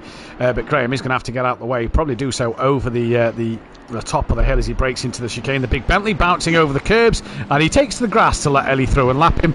And yes, we caught that on stream, Graham. The car that eats curbs struggled over a curb. I look forward to tomorrow night now, seeing that the Bentley struggle with it. My Lexus is loving them, to be fair. There we go, the difference in cars. So Gary Clark has split then Richie Michelle and Robert Ramsell, and he's ahead of Matthew Hicks and Robert Smith. So he split them kind of duo battles as the tyre wall gets an extra whack out the way. But Gary Clark didn't look like he repaired his damage. Just going to drop down to Paul Williams, who had some pace in practice. He's gaining on the old sim racer. And where's John Goodey? Can't remember who he was attacking. 11. He's behind Sam, so he's Sam's dropped got damage in front of his car. Yeah, John's dropped off whoever he was attacking, but Luke Saunders, I think, has also dropped down the order a little bit as well, so not sure what's happened there. Michael is back out on track, so great to see him finishing this race. But Richie Michelle still attacking the back of Robert Ramsell on the podium, and Matthew Hicks under pressure. So I tell you what, I have to tip my hat to Matthew Hicks. The pit stops let him down here today, and Ellie's nailed hers. He was a bit tentative on entry, but his defensive drive has been so good. And I think you said this about Kelly last night in the GT4s.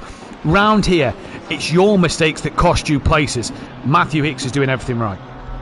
Exactly that. There's no real place to overtaking around here, and the bumps and the tight corners, not very wide, just shows that it's not really easy to overtake around here. You're not going to get many overtakes at all. I don't know how we could record it, but we could count possibly how many times they did actually overtake around here.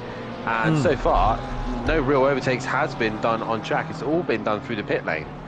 Yeah, pretty much. Or drivers running wide by making their own mistakes, hasn't it? And that's when the errors have been, and like we said, it's the Monaco of the normal circuits. It's our version of Monaco on this game, as Richie Michelle has a look up the inside at the Hislop chicane and can't get it done there, and Ellie 6.3 seconds up the road at the moment, so disappearing. Remember, season ends next week at Donington Park, the home of SimPlay Motorsport and the SimPlay Straight, what used to be known as the Dunlop Straight, with the big Dunlop bridge in the background. Rob Smith's on the back of DJ Phil. John Goodey was fighting Rob Smith, I do believe, so he's ended up behind DJ Phil now, and Rob Smith going to try and get past his Ferrari compatriot. Cranky Duckhead is back into the pit lane, and Jamie has just left the lobby. So hopefully Jamie brings himself back in for race 2. Obviously, the race that he can take place in. Richie Michelle did momentarily pass Robert Ramsell, sorry. He went deep into the final corner, and then Ramsell just came back underneath him. Richie Michelle gave him a flash to the lights, but I'm not sure why, because it was Michelle's fault for going deep. So, don't know, maybe a flash of, I don't know, close hard racing maybe, but yeah, I didn't get that.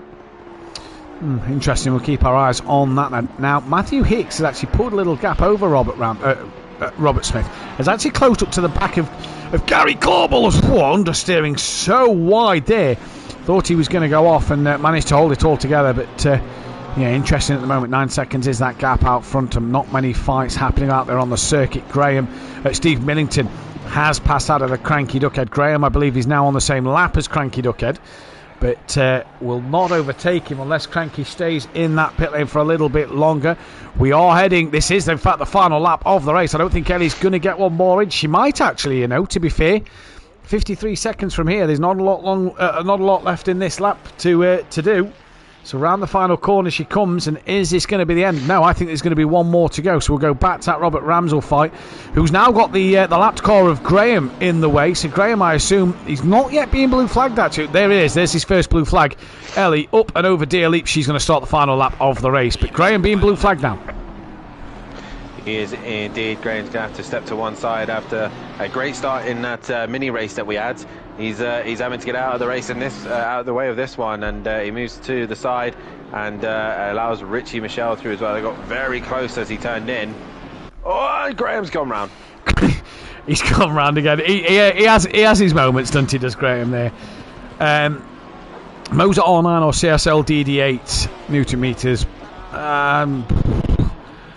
I'd probably say Moser over the Fanatec CSL DD8 if I'm going to be brutally honest with you, buddy.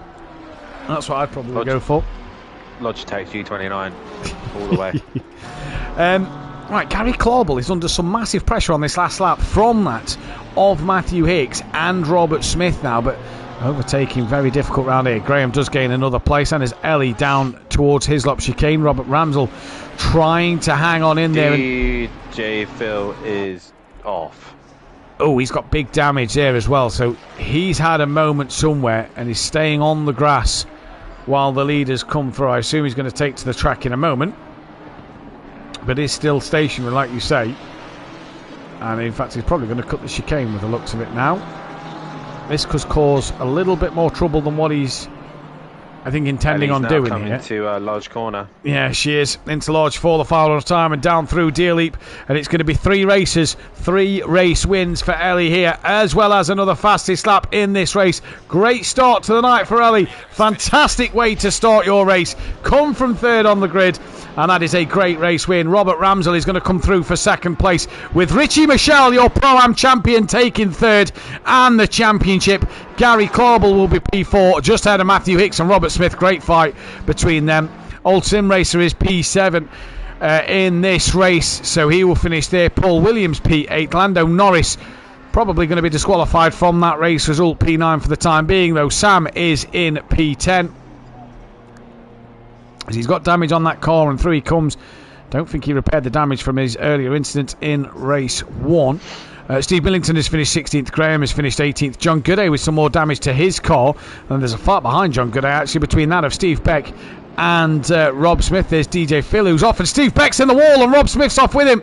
So not sure what's happened there, but John Gooday will finish P11. Steve Beck trying to recover into P12. Where's Luke Saunders in all of this? He's coming as Rob Smith, I think, has hit Steve Beck and is letting Steve Beck finish in front. Luke Saunders is right there. So this could be a fight for that final place, and I think Luke Saunders is going to take it because he's got the momentum. Comes right around the outside. Luke Saunders will take 14th place from Steve Beck, who finishes 13th. Rob Smith refused to pass him due to making contact there. Playerman is P15 in this one. Sorry. No, you're fine. I just read the chat. Oh, Sutty.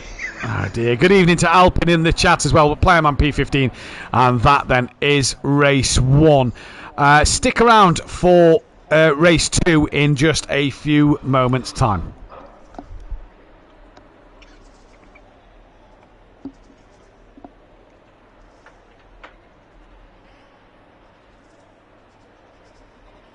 Fucking sooty.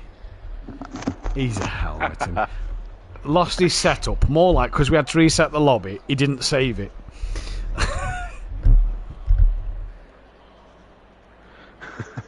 Fucking hell.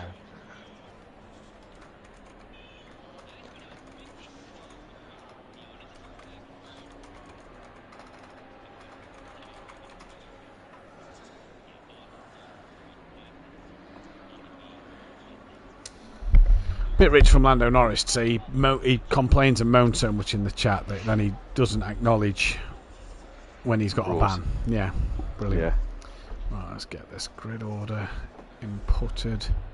So DJ was 17th, Richie Michelle 3rd, Mirko Richie couldn't race that one. He didn't. Paul Williams was 8th. Beck was 13th. Sam was 10th. Rob Smith 14th. Old Sim Racer 7th. Robert Smith 6th. John Gooday 11th. Dennis Hansen not here. Dude, I'm struggling to stay awake. Bless you, dude. If you have to go, dude, you have to go. Luke Saunders 12th. Graham. Fucking hell, that's a tight pit, eh? Green light. Give it all you can. Graham 18th. Cranky 19th. Clawball 4th. Lando Norris 9th for the time being. Michael 20th. Casper Olin didn't turn up. Playerman 15th. Ramsell 2nd. Millington 16th.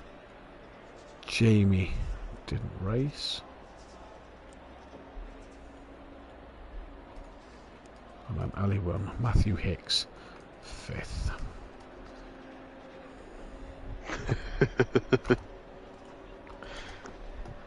What's he said? Nothing, I sent you a TikTok. I'll have a look in a second. Set to A, column E, bang. Data sorting. Sort. Where's my phone? It's on charge.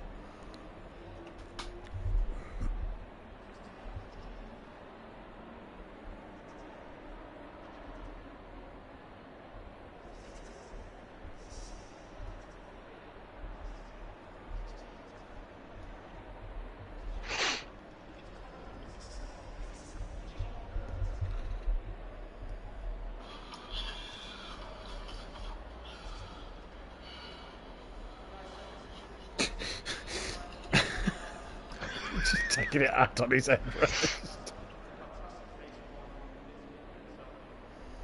Brilliant. Okay, now.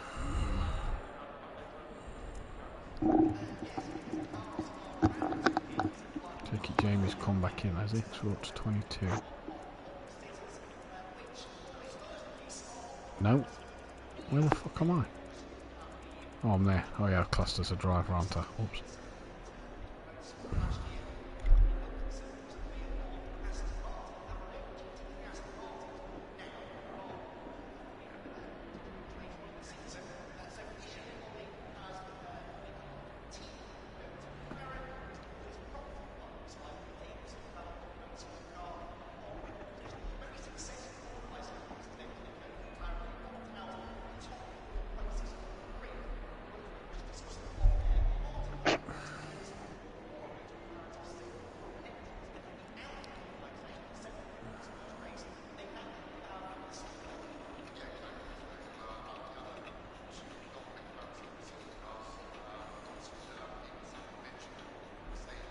Oh, this is him who runs really quick and somehow doesn't hurt himself.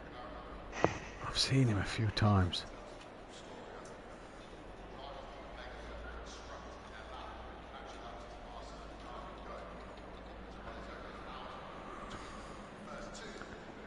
from running on ice.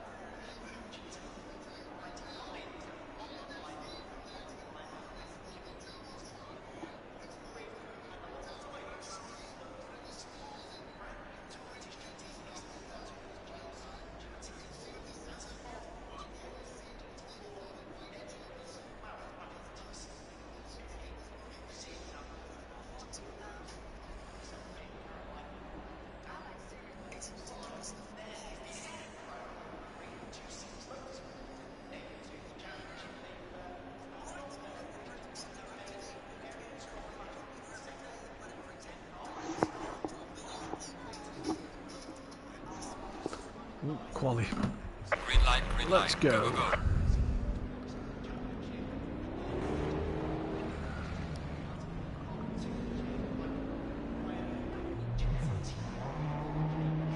Okay, first car on track is the 117, so that's Robert Smith. 5, 4. Welcome back then, ladies and gentlemen, to SimPlay Motorsport here for the second race of the evening. It's qualifying first, though, for the drivers to take to the track and set the fastest lap times in the session possible. Championship is done with 170 points left up for grabs. Richie Michelle now has won the championship. Very well done to him. He becomes the latest champion at SimPlay Motorsport in the Pro-Am category. His team, though, can win the Constructors this second race, and probably will, because of the fact that the Dane Train team are not here. They are also under threat of Stage 2 Motorsport taking their next spot in this session at the moment then, as we can see that Richie Michelle leads from Dennis Hansen. Old Sim Racer still third.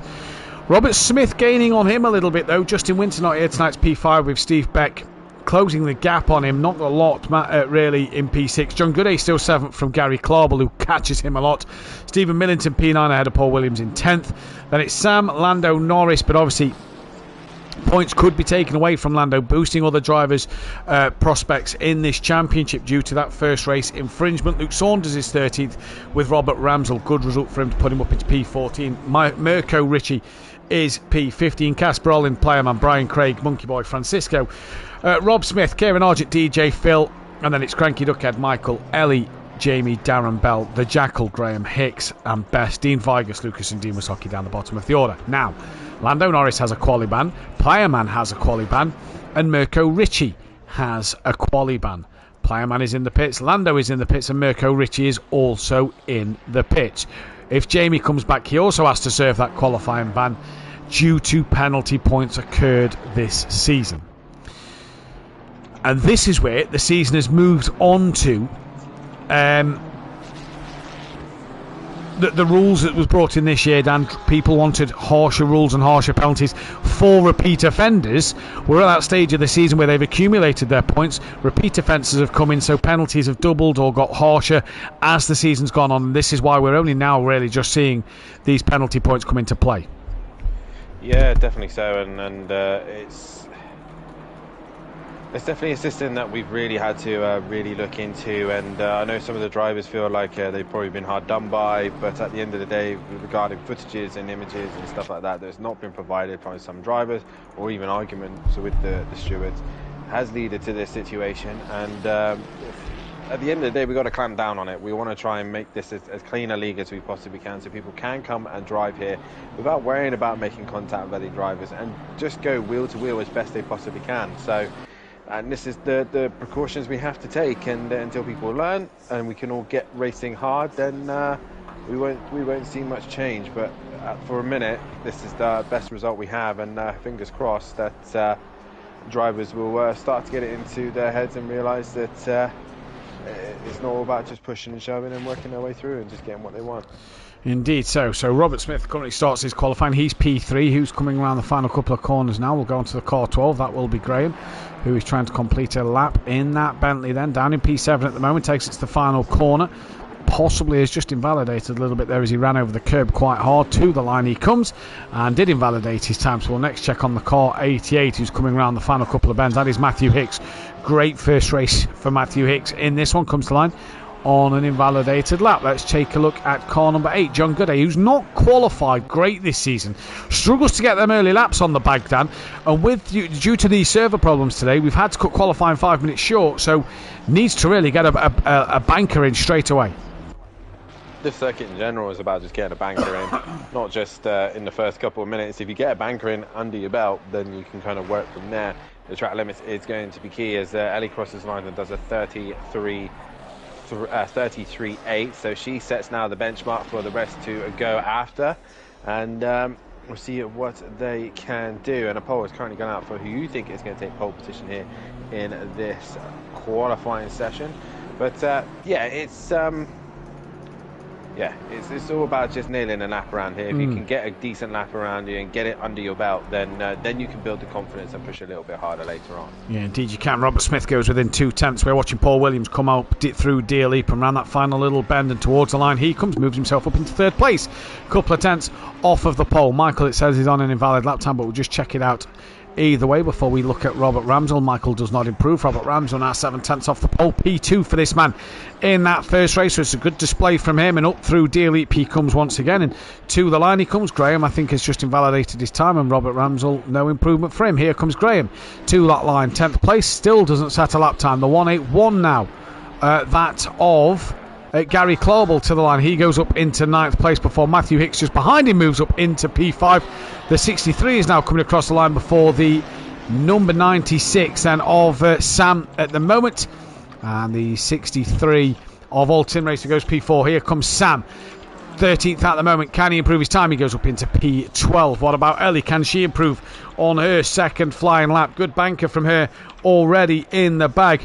And is she going to improve even more? She does. She finds 2 more tenths to 33.7.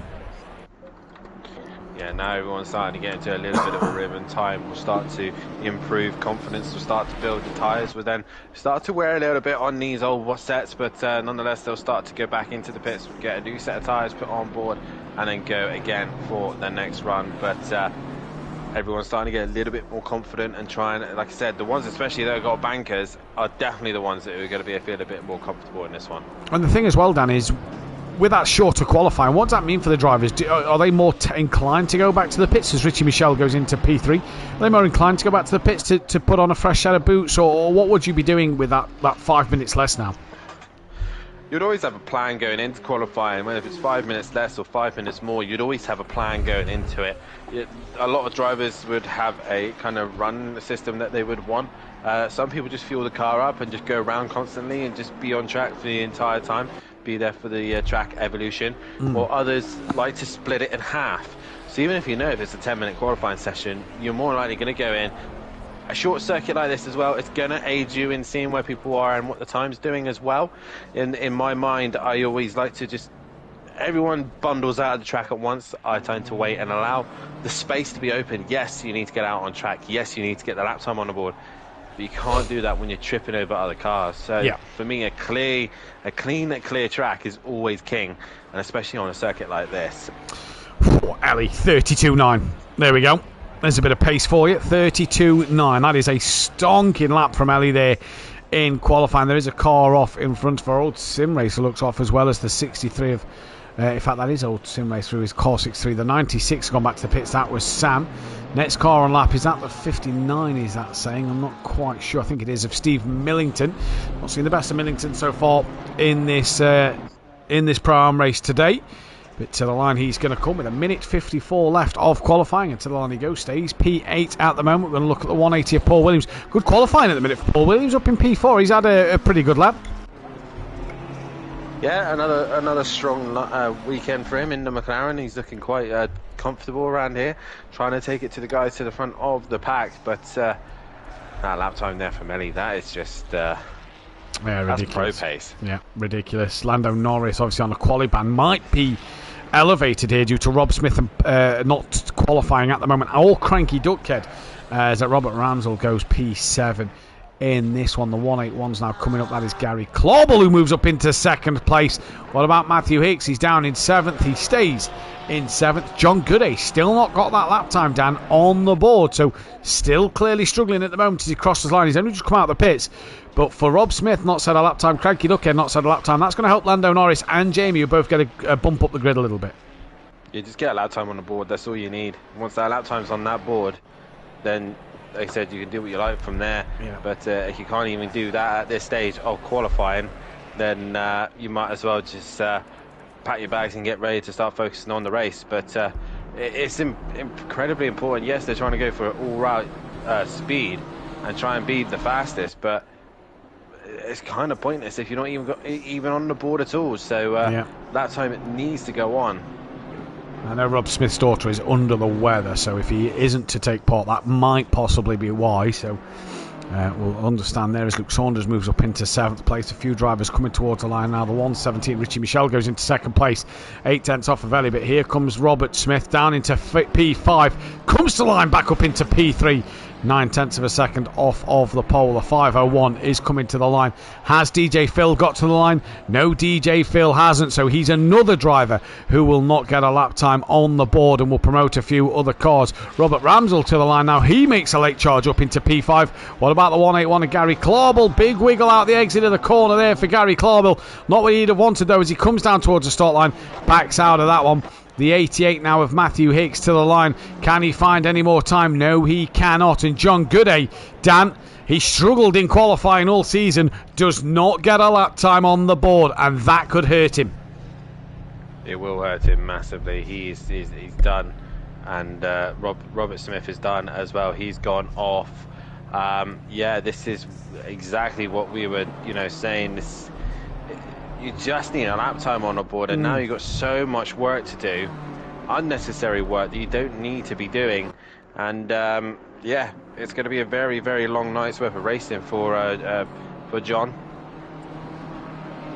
Yeah, indeed it is. It's going to be painful from there as well. We've got a couple of cars still on a flying lap. DJ Phil still going around, but he is on an invalidated lap. Here comes Luke Saunders, though, to finish his qualifying, trying to go quicker than the man behind him on the road, that of Stephen Beck. And Luke Saunders towards the line does go quicker than Steve Beck. Steve Beck's had a moment and has gone off, and Stephen Millington only down in 11th place. Not the pace from Millington that we was expecting.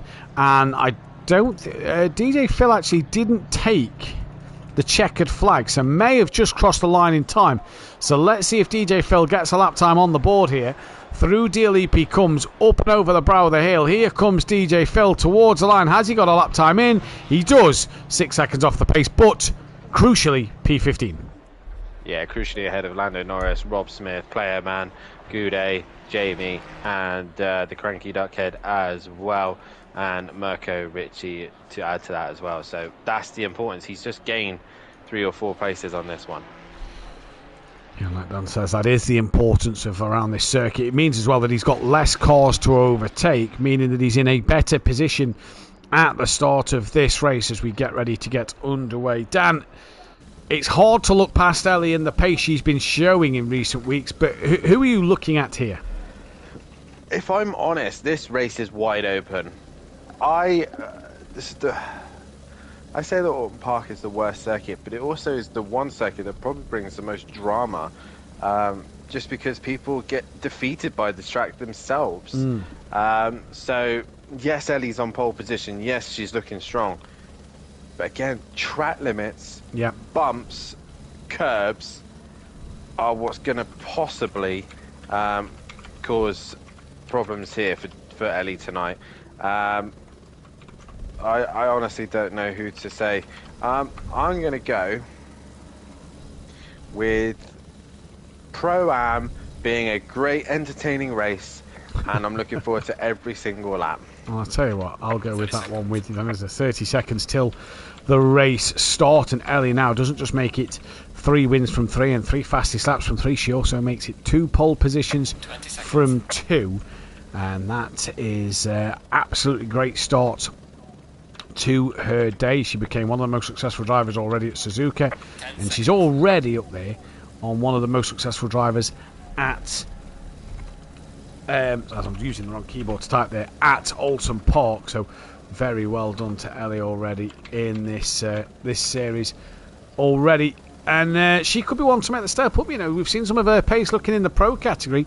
That could be an interesting one to see if she makes the step up into the pros next season.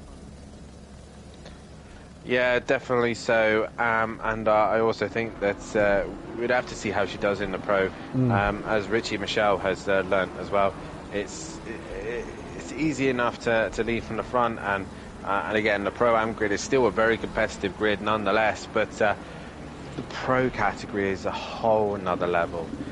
We've seen it in the past, haven't we, Matt, with the likes of Nova, Max Mulder. Obviously, Max Mulder sadly has got a new job and has ended up spending more time with working rather than racing. But we've had that with him. We've had that with the likes of other drivers as well. Come up into the league. Then Daz Automatic was there fighting against me in the Pro-Am category. There's only ever been a handful of drivers who've really been able to make it competitive in Pro-Am. The one name that springs to mind for me is Fury. Got relegated on merit. Yeah. Worked on his driving, worked on his pace, won the Pro-Am, come back up, and then showed us what he was made of. And to be fair, was kind of like the Robert Kubica of SimPlay Motorsport, if you will, at the time. He was always sort of there without actually winning a lot, you know what I mean? And I'm not talking just race wins. I'm talking like he could be a pro champion, like Kubica could have been an F1 world champion, but obviously that was different circumstances, different reasons. Fury was a nearly man, wasn't he? He was always there or thereabouts. It just didn't happen for him. Yeah, he was always the bridesmaid.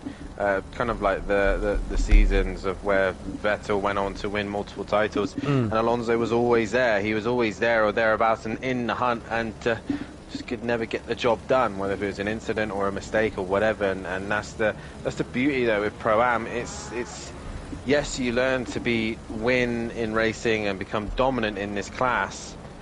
But again, like you come into the pro, you've seen it multiple times this season, Matt. You make one mistake in the pro, the whole pack swamps you up. You go back a few races, Dan, and I think we was having this discussion off air Thursday night. Is earlier in the season when a few more drivers was able to attend, you make one mistake, you're going from like top 5 to possibly bottom 15, if not into the 20s, because it was such a tight grid. Yeah. And the one that sticks to my mind and still will stick to my mind is Catalonia. Yes. Just the fact that the sprint race, yes, there's a circuit you can overtake, not the best one to overtake, but it is still doable. The whole pack was stuck together, but no one could clear anyone because no one had that greater advantage. Yeah. Obviously, it's going to be very different here, but we'd be interested to see how they end up in the pro, because the pro drivers are a bit more rough, I would say. Right to the limit, and will push you right to the very edge. Just the extra inches of the circuit they push, don't they? And that's where it's going to be interesting to see next season when Richie Michelle and possibly Ellie and others take up to the pro. But it's round 22 and it's green and go for the start of the second race, and already Richie Michelle having a good start, pretty equal with Ellie as they come in towards Old Hull Corner. Ellie has that lead then. It's a good start from the front 4. As we drop further down the pack, it all looks pretty clean everywhere at the moment in this race, and a great start from everybody on the circuit. Cranky Duckhead's dropped to the back. Playerman's also had a moment. He's very slow, and Lando Norris and Jamie, 2 of the drivers who had to miss race 1 are coming together. Both managed to stay on the circuit, and John Gooder had to come to a standstill. Not good for them at the start, but Ellie got the clean start away that she needed, and now all she has to do is pull away from Richie Michelle, and then it's fighting the elements of the circuit. Meanwhile, Robert Ramshaw trying to go around the outside of a few cars. He's actually dropped down the order. He's dropped behind Luke Saunders and Paul Williams, so he's not had the best of starts here. A little bit of scuff damage to the front end of his car, but they're all managing to negotiate the early part of this race relatively clean here or there. But nonetheless, it is Ellie out in front in her Ferrari ahead of the Lamborghini and then the Porsche of Gary Klabel. You're just watching Jamie and Lando Norris down the order, who was having a great fight in towards the Britain chicane. Old Sim Race has gone off. Lando Norris has had a moment into his lops and off he goes. And I tell you what, John Gooday is seeing these two have a cracking fight before Jamie's little off track there, but he just cannot find a way through when one of these two is making a mistake. Already the top three started to pull away, and it is 5 manufacturers in the top 5 once again, showing how much the BOP is working this season. It has been fantastic to see Robert Ramsell on the back of Luke Saunders there, and then it's Steve Peck who's got Old Sim Racer. Stephen Millington's tapped the back of Matthew Hicks. Hicks stays sideways, manages to keep it going. Sim Racer goes relatively slow to let Hicks gets back up to speed. This could bring Michael into play in the Nissan, who's going to look up the inside in towards Old Hull Corner, and Sutty is going up the inside as well of Sam in towards Old Hull Corner. Sam though trying to hang it around the outside. Michael's on the grass, Millington's giving him the room. They're going to nearly be 3 wide down towards Cascades, and through goes Graham, and he's now off again.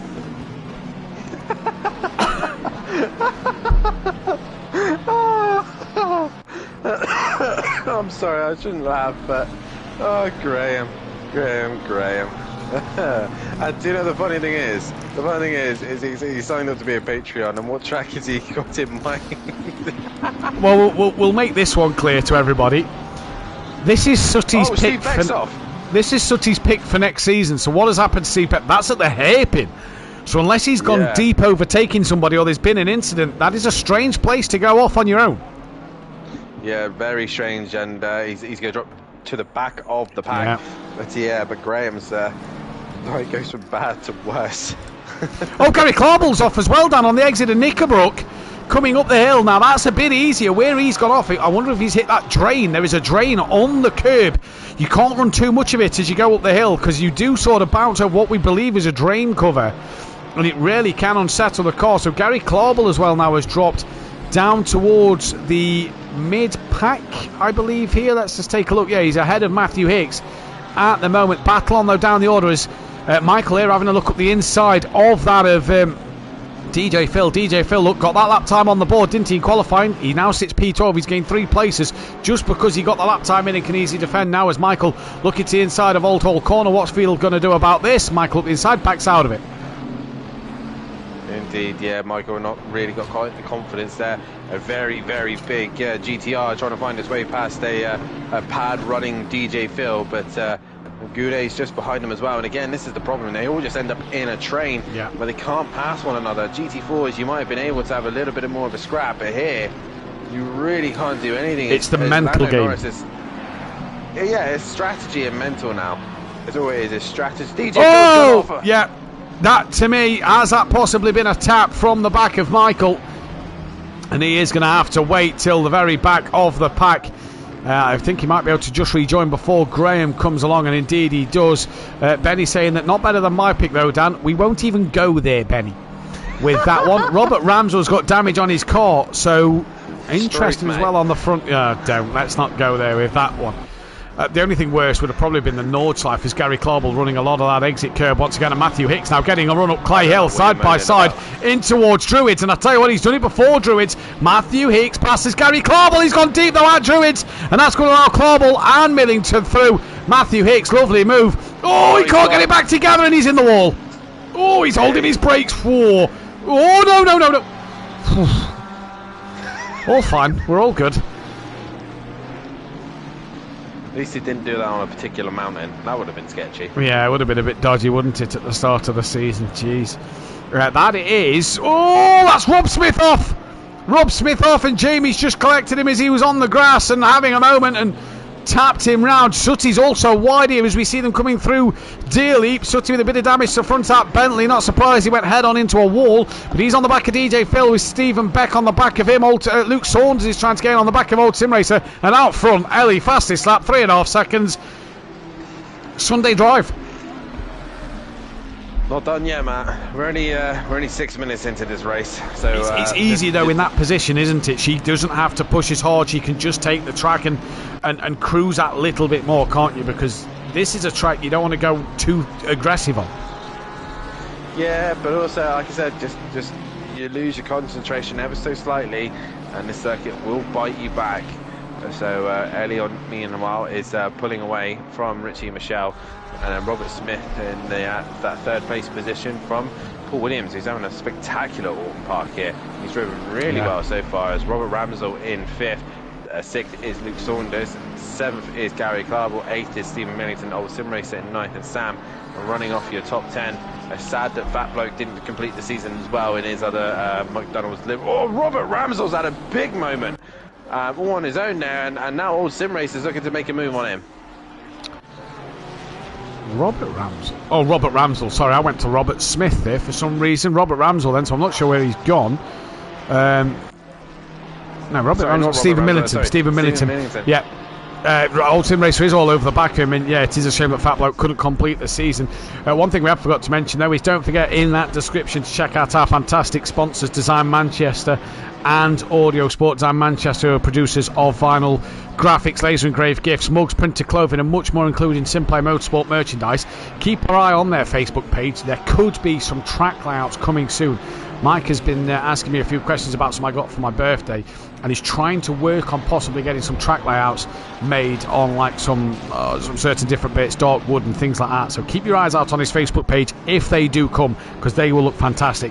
Also check out Audio Sport, manufacturer of VW Transporter T4 audio solution and styling products. Head over to www.audiosport.co.uk. At the Britain Chicane, that was him rejoining then, I think, Dan, as I just looked at my screen, I do believe. Yeah, he had a moment, and Gary Clarble has managed to work his way through. And like I said, this is where the mistakes are going to start feeding in.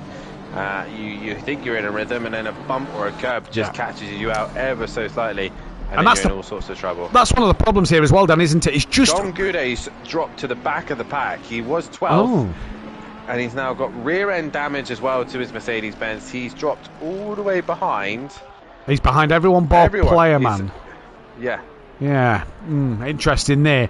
What I was about to say is now Stephen Millington's had a moment, which was going back to that fight, so he's lost out now to Luke Saunders, and Old Sim Racer is going to get through. That, to me, with what I've saw there, just based off what we clicked onto, I think he's gone a little deep trying to overtake Luke Saunders and has ran wide at the final corner. But Dan, you just brake slightly different at this circuit. All of a sudden brake on a bump or before a bump, and that can really unsettle the car, can't it, at this track? It's such a bumpy circuit. Yeah, it's incredibly bumpy. Where you think that you've gone round it a few thousand times thinking, yes, I've got that dialed, and then out of nowhere you just turn a millimetre too far or too harsh or whatever, and you end up spat into the wall, and then you're in serious trouble. Paul Williams, meanwhile, is right on the back of Robert Smith. Is this a possible opportunity for him to get a podium? I'm not sure he's had a podium this season. I'll look into that on the statistics now, but I think you might be right. So if I find Paul Williams' name, he's had a third place. He has had a third place this season, but still, I'm sure he'd love to get on the podium once again. He's going great guns at the moment. Just behind that is that Luke Saunders, Old Sim Racer, Steve Millington and Sam fight. Michael is also on the back of that, dropping back further. Mirko Ricci coming from the very back of the pack at the minute, Dan, and he just kind of is picking up drivers that are making their own mistakes or having problems in this race, because he's moved up to P12. Steve Beck is still on the back of DJ Phil, just proving how difficult it is to overtake. Steve Beck's got a lot more pace over DJ Phil, but just cannot get through anywhere he looks. Graham's had a moment because he's fell behind him by a couple of seconds, and John Gooday's now last behind Playerman. And Playerman was a long way behind John Gooday a minute ago. He was indeed. I'm not sure what is going on with John Gooday here. Not enjoying this one. He's got damage to the front of his car. So has he gone possibly deep in that fast left-hander, maybe? But yeah, it's a shame we don't have safety cars in this game, because that would be brilliant, wouldn't it? Yeah, I'd bring the pack up a little bit as Old Sim Racer tried to get the run on one or two cars. I believe we've had a retirement from this race in the 117. Robert Smith, as we're watching the fight of Luke Saunders, is off at the hairpin, and I believe we have had a retirement from this race. I can't see who. It's not Rob Smith, who I expected to be gone.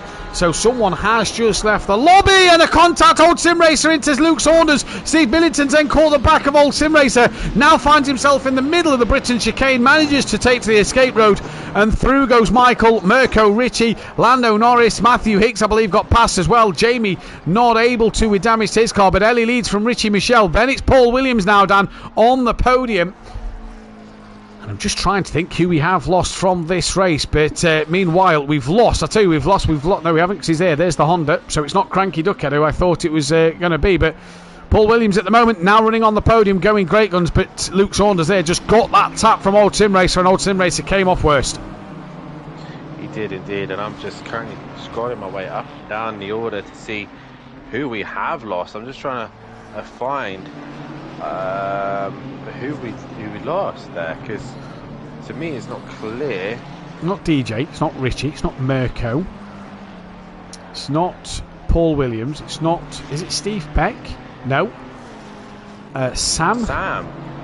It is Sam. Yeah, we've lost Sam, who doesn't normally retire from races, and if I'm right, was running up the order a little bit as well. Yeah, he was up the pack quite a bit. I'm not sure why. Hopefully we'll see in the Discord maybe why. But yeah.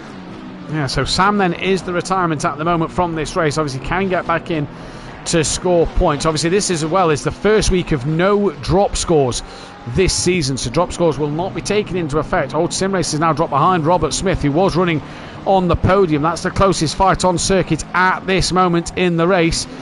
And so far so well. If you do like what you see here, as Sam has just got back in, so I'm wondering if that was a connection problem then for Sam. If you do like what you see here, don't forget to hit that thumbs up button and subscribe to the channel if you are new, as well as hitting that bell to be notified. Myself and Phil Radin will be live tomorrow night for the Pro Series, where Dan Davis and SimPlay Racing can take a third championship in a row. And Old Sim Racer just losing the rear as he touched the grass just before the entry into Knickerbrook there. And Knickerbrook, still the best corner name in world motorsport that your dad told me the name of. I didn't believe him, so I had to Google it the next day. It turned out to be completely true. Yeah, brilliant story. I still don't remember it.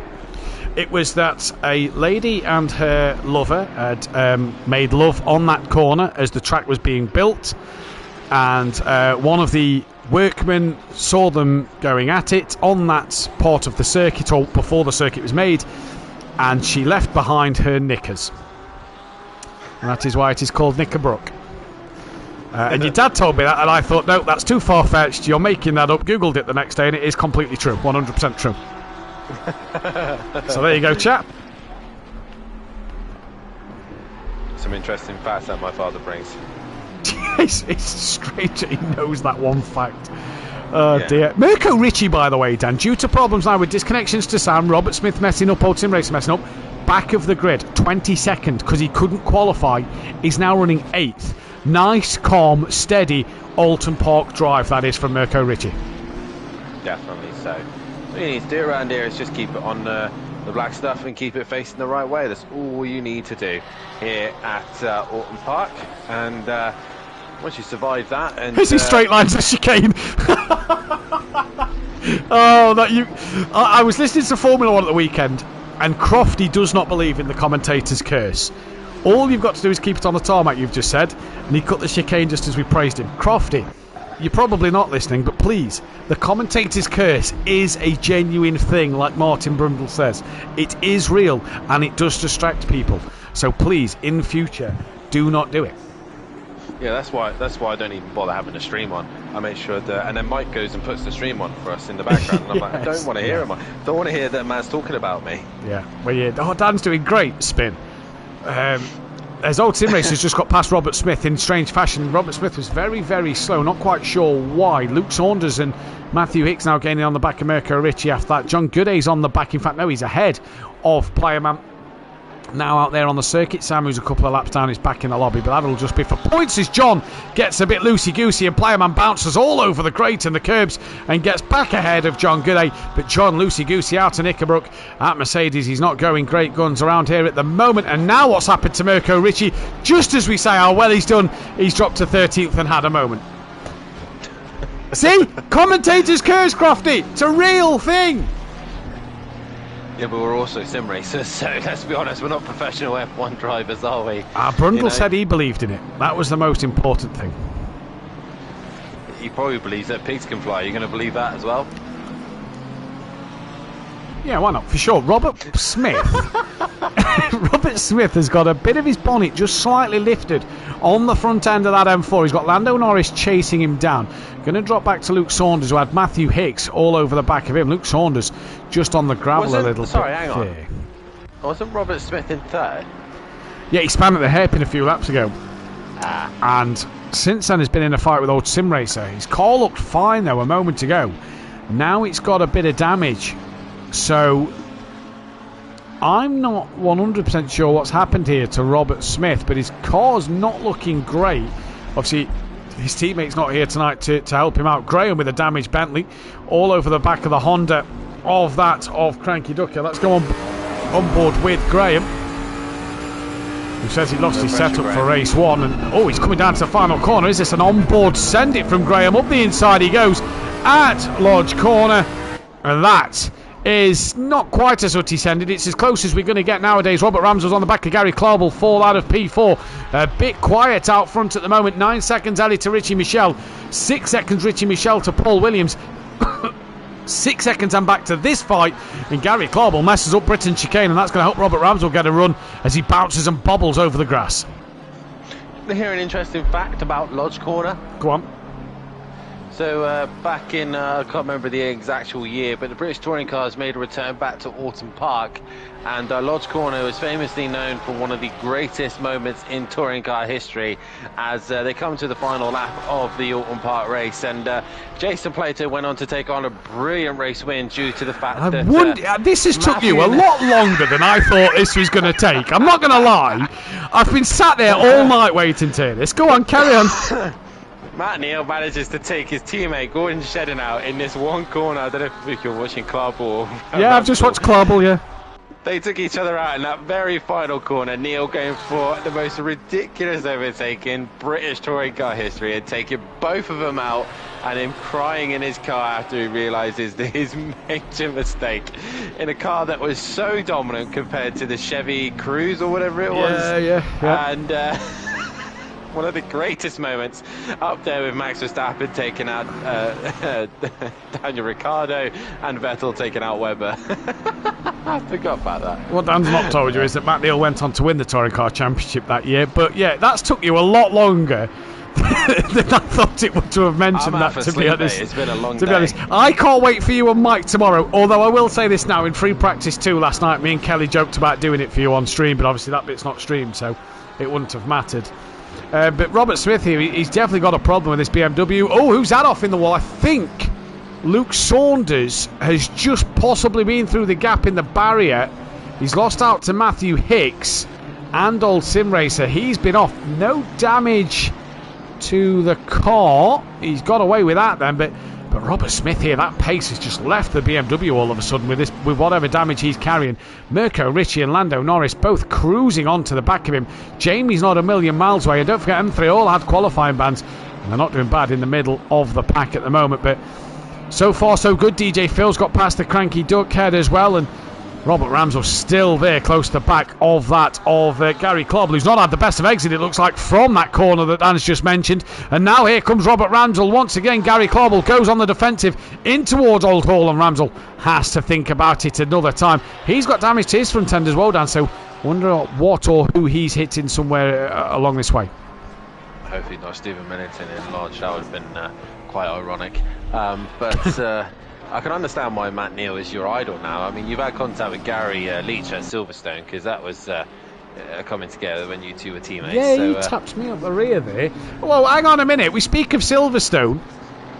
I remember 2 Lamborghinis back in the day, FU Racing. I remember 2 Lamborghinis coming together. The same race, actually, that Gary and me made contact. I don't know what you're talking about. Sim Racer is flashing the back of Matthew Hicks. And Matthew Hicks is always touched the grass. He's understeered wide at Island Bend. He's touched the grass. And look, it's just like a ballerina round and round. That is not the best position that he finds himself in. And well, that's probably the most sensible thing to do. Reverse it back and probably get it going where there is a gap. And at the minute, he's possibly got to wait for the 68 of Stephen Beck to come through. Graham's a bit further back. He could probably go now, and he chooses to do so and manages to get back on his way. But huge moment there. Michael, though, giving him the flash of the lights and the hurry up. He's now ahead of Old Sim Racer as well. And Mirko Ricci still on the back of Luke Saunders. Rob Smith is off at the Smith? That's down the order, Yeah, he's just dropped out at the end of Lodge Corner. Does him and Old Sim Racer possibly come together? Who knows? It's a very high possibility. Are we just going to name every teammate that's possibly hit their teammate around this corner? Well, Rob Smith's now been lapped along with Sam down in this race. John Gooday, he's also off at Cascades. He's now also been lapped. Not going well for a few of these drivers out there today, but just looking at Luke Saunders, Robert Smith, who's under immense pressure, by the way, from Mirko Ricci. The BMW, he had good pace earlier on. He's just got nothing at the moment. Well, every damage he's carrying, that is hurting him. Yeah, it's probably understeering quite badly now. The damage is on the front, so the front will not want to grip, won't want to turn in, and it's also going to risk him from going wide and going onto the track limits. And maybe that's the other thing. Maybe he's got all of his track limits gone.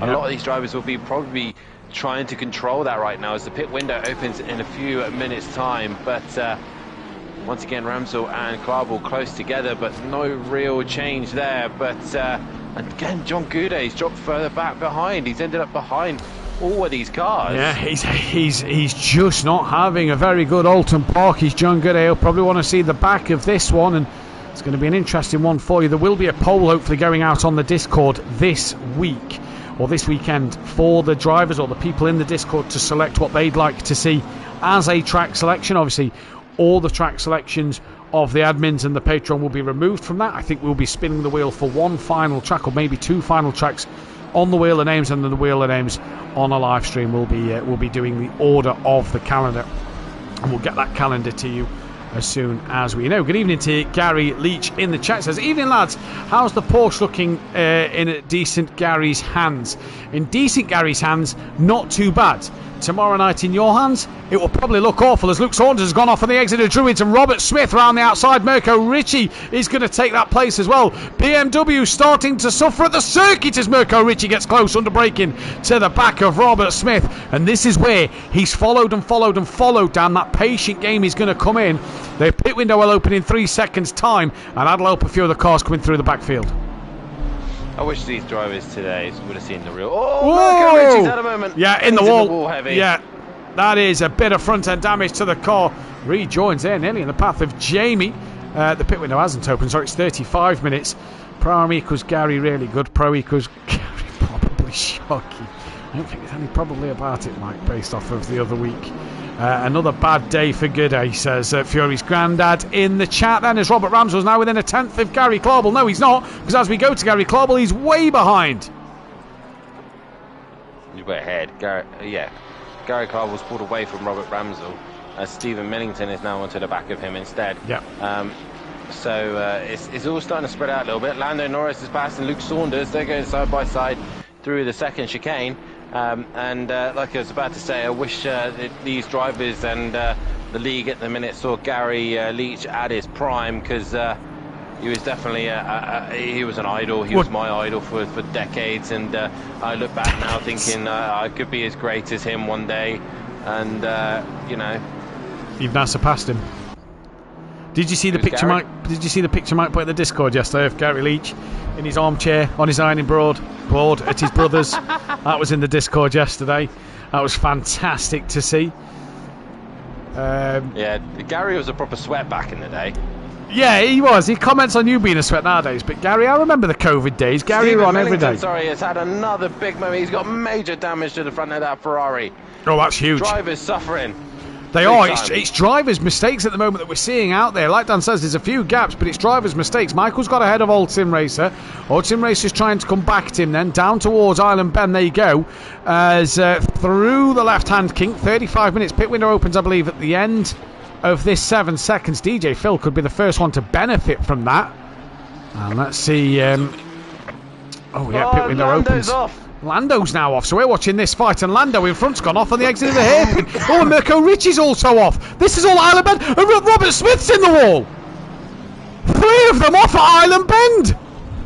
Yeah, they all tried avoiding Stephen Millington. He was on the inside of Island Bend, and they were just trying to avoid him, and they've all ended off understeering off and into the wall. And now Robert Smith can't get going. Mirko Ricci's trying to wait for a gap out there on the track.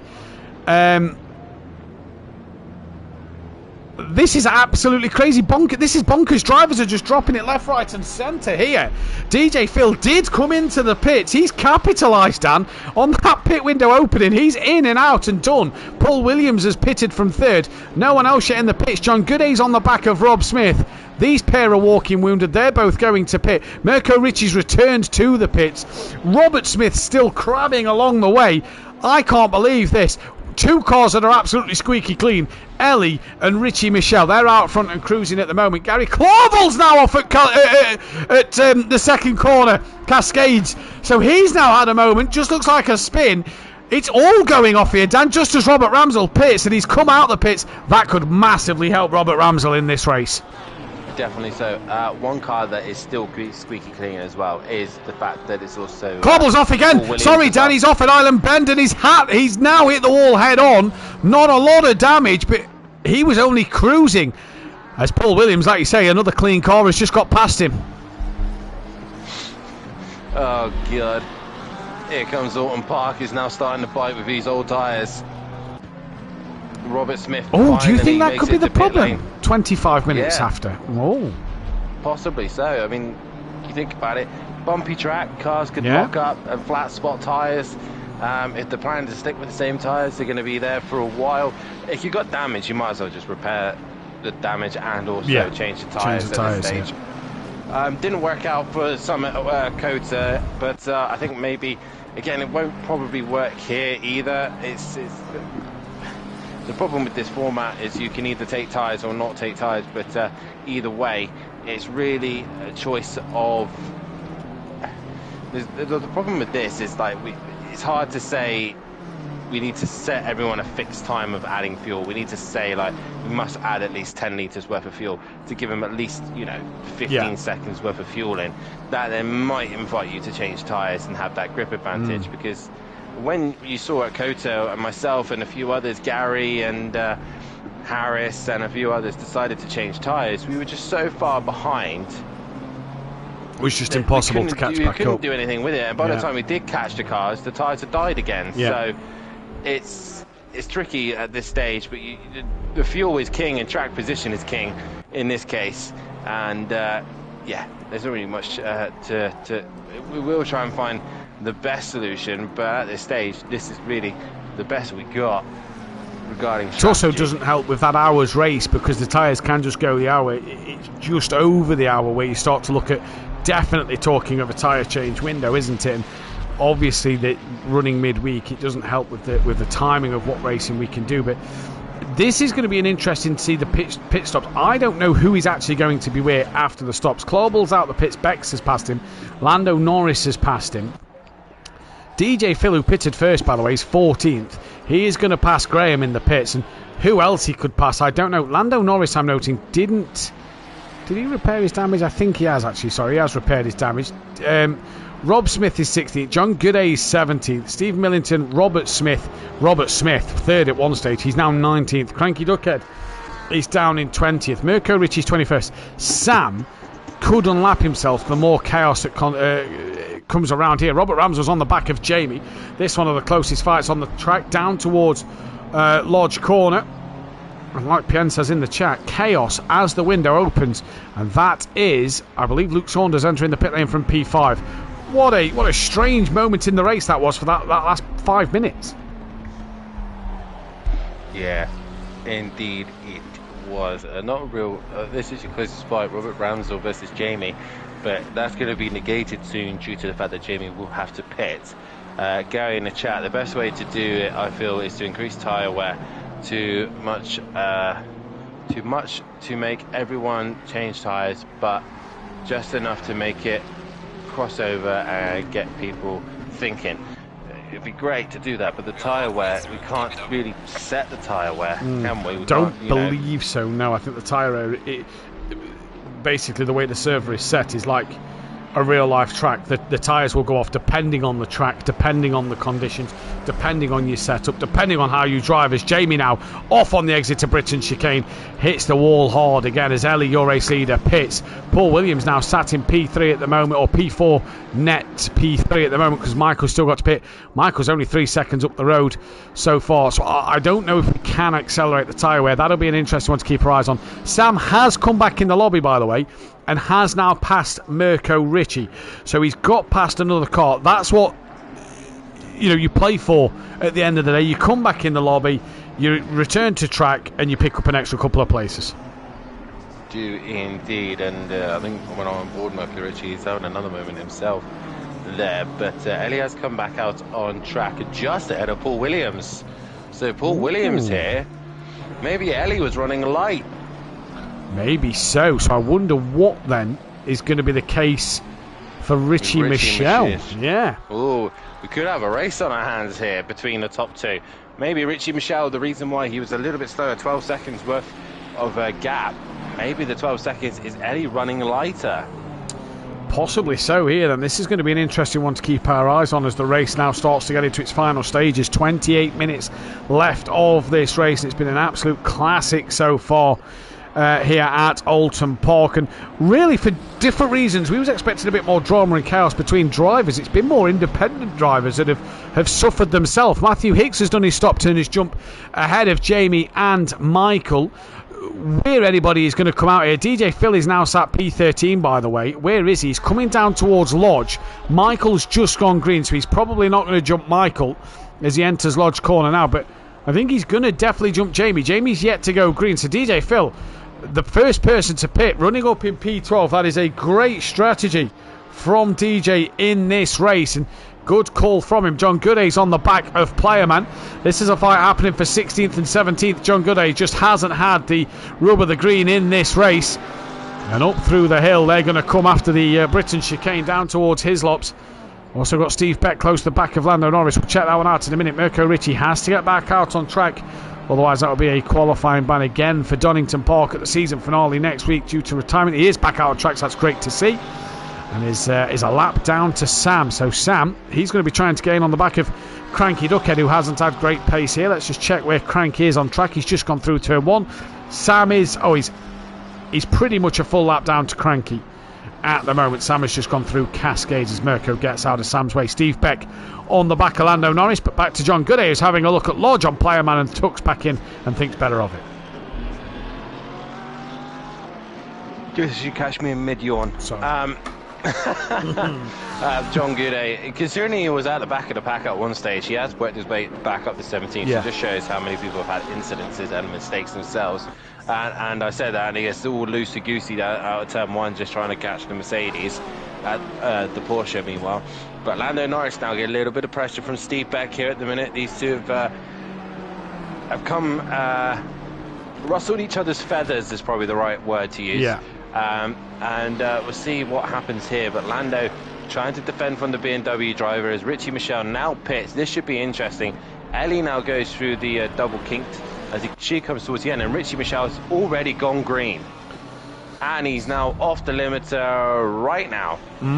So Richie Michelle, great stop then. He's off the limiter now. Ellie's only just come up through Deer Leap, and she's got Jamie right in front of her. After Jamie, the next call will be Richie Michelle. So we've got 25 minutes of Ellie trying to now hunt down Richie Michelle. Is this the blinding strategy? Did Ellie, like you say then, she has to have ran heavy and has filled up quite a lot of fuel in the pit stop. Lando Norris with damage to that left-hand side of his car. He's got Steve Beck approaching the back of him pretty quickly at the moment. If we look at Cranky Duckhead, he's just crossing the line as Sam again went through Cascade. So that gap's not really coming down, but Steve Beck and Lando Norris, the closest fight on track. Ellie 9.9 behind Richie Michelle. We'll keep our eyes on that gap also.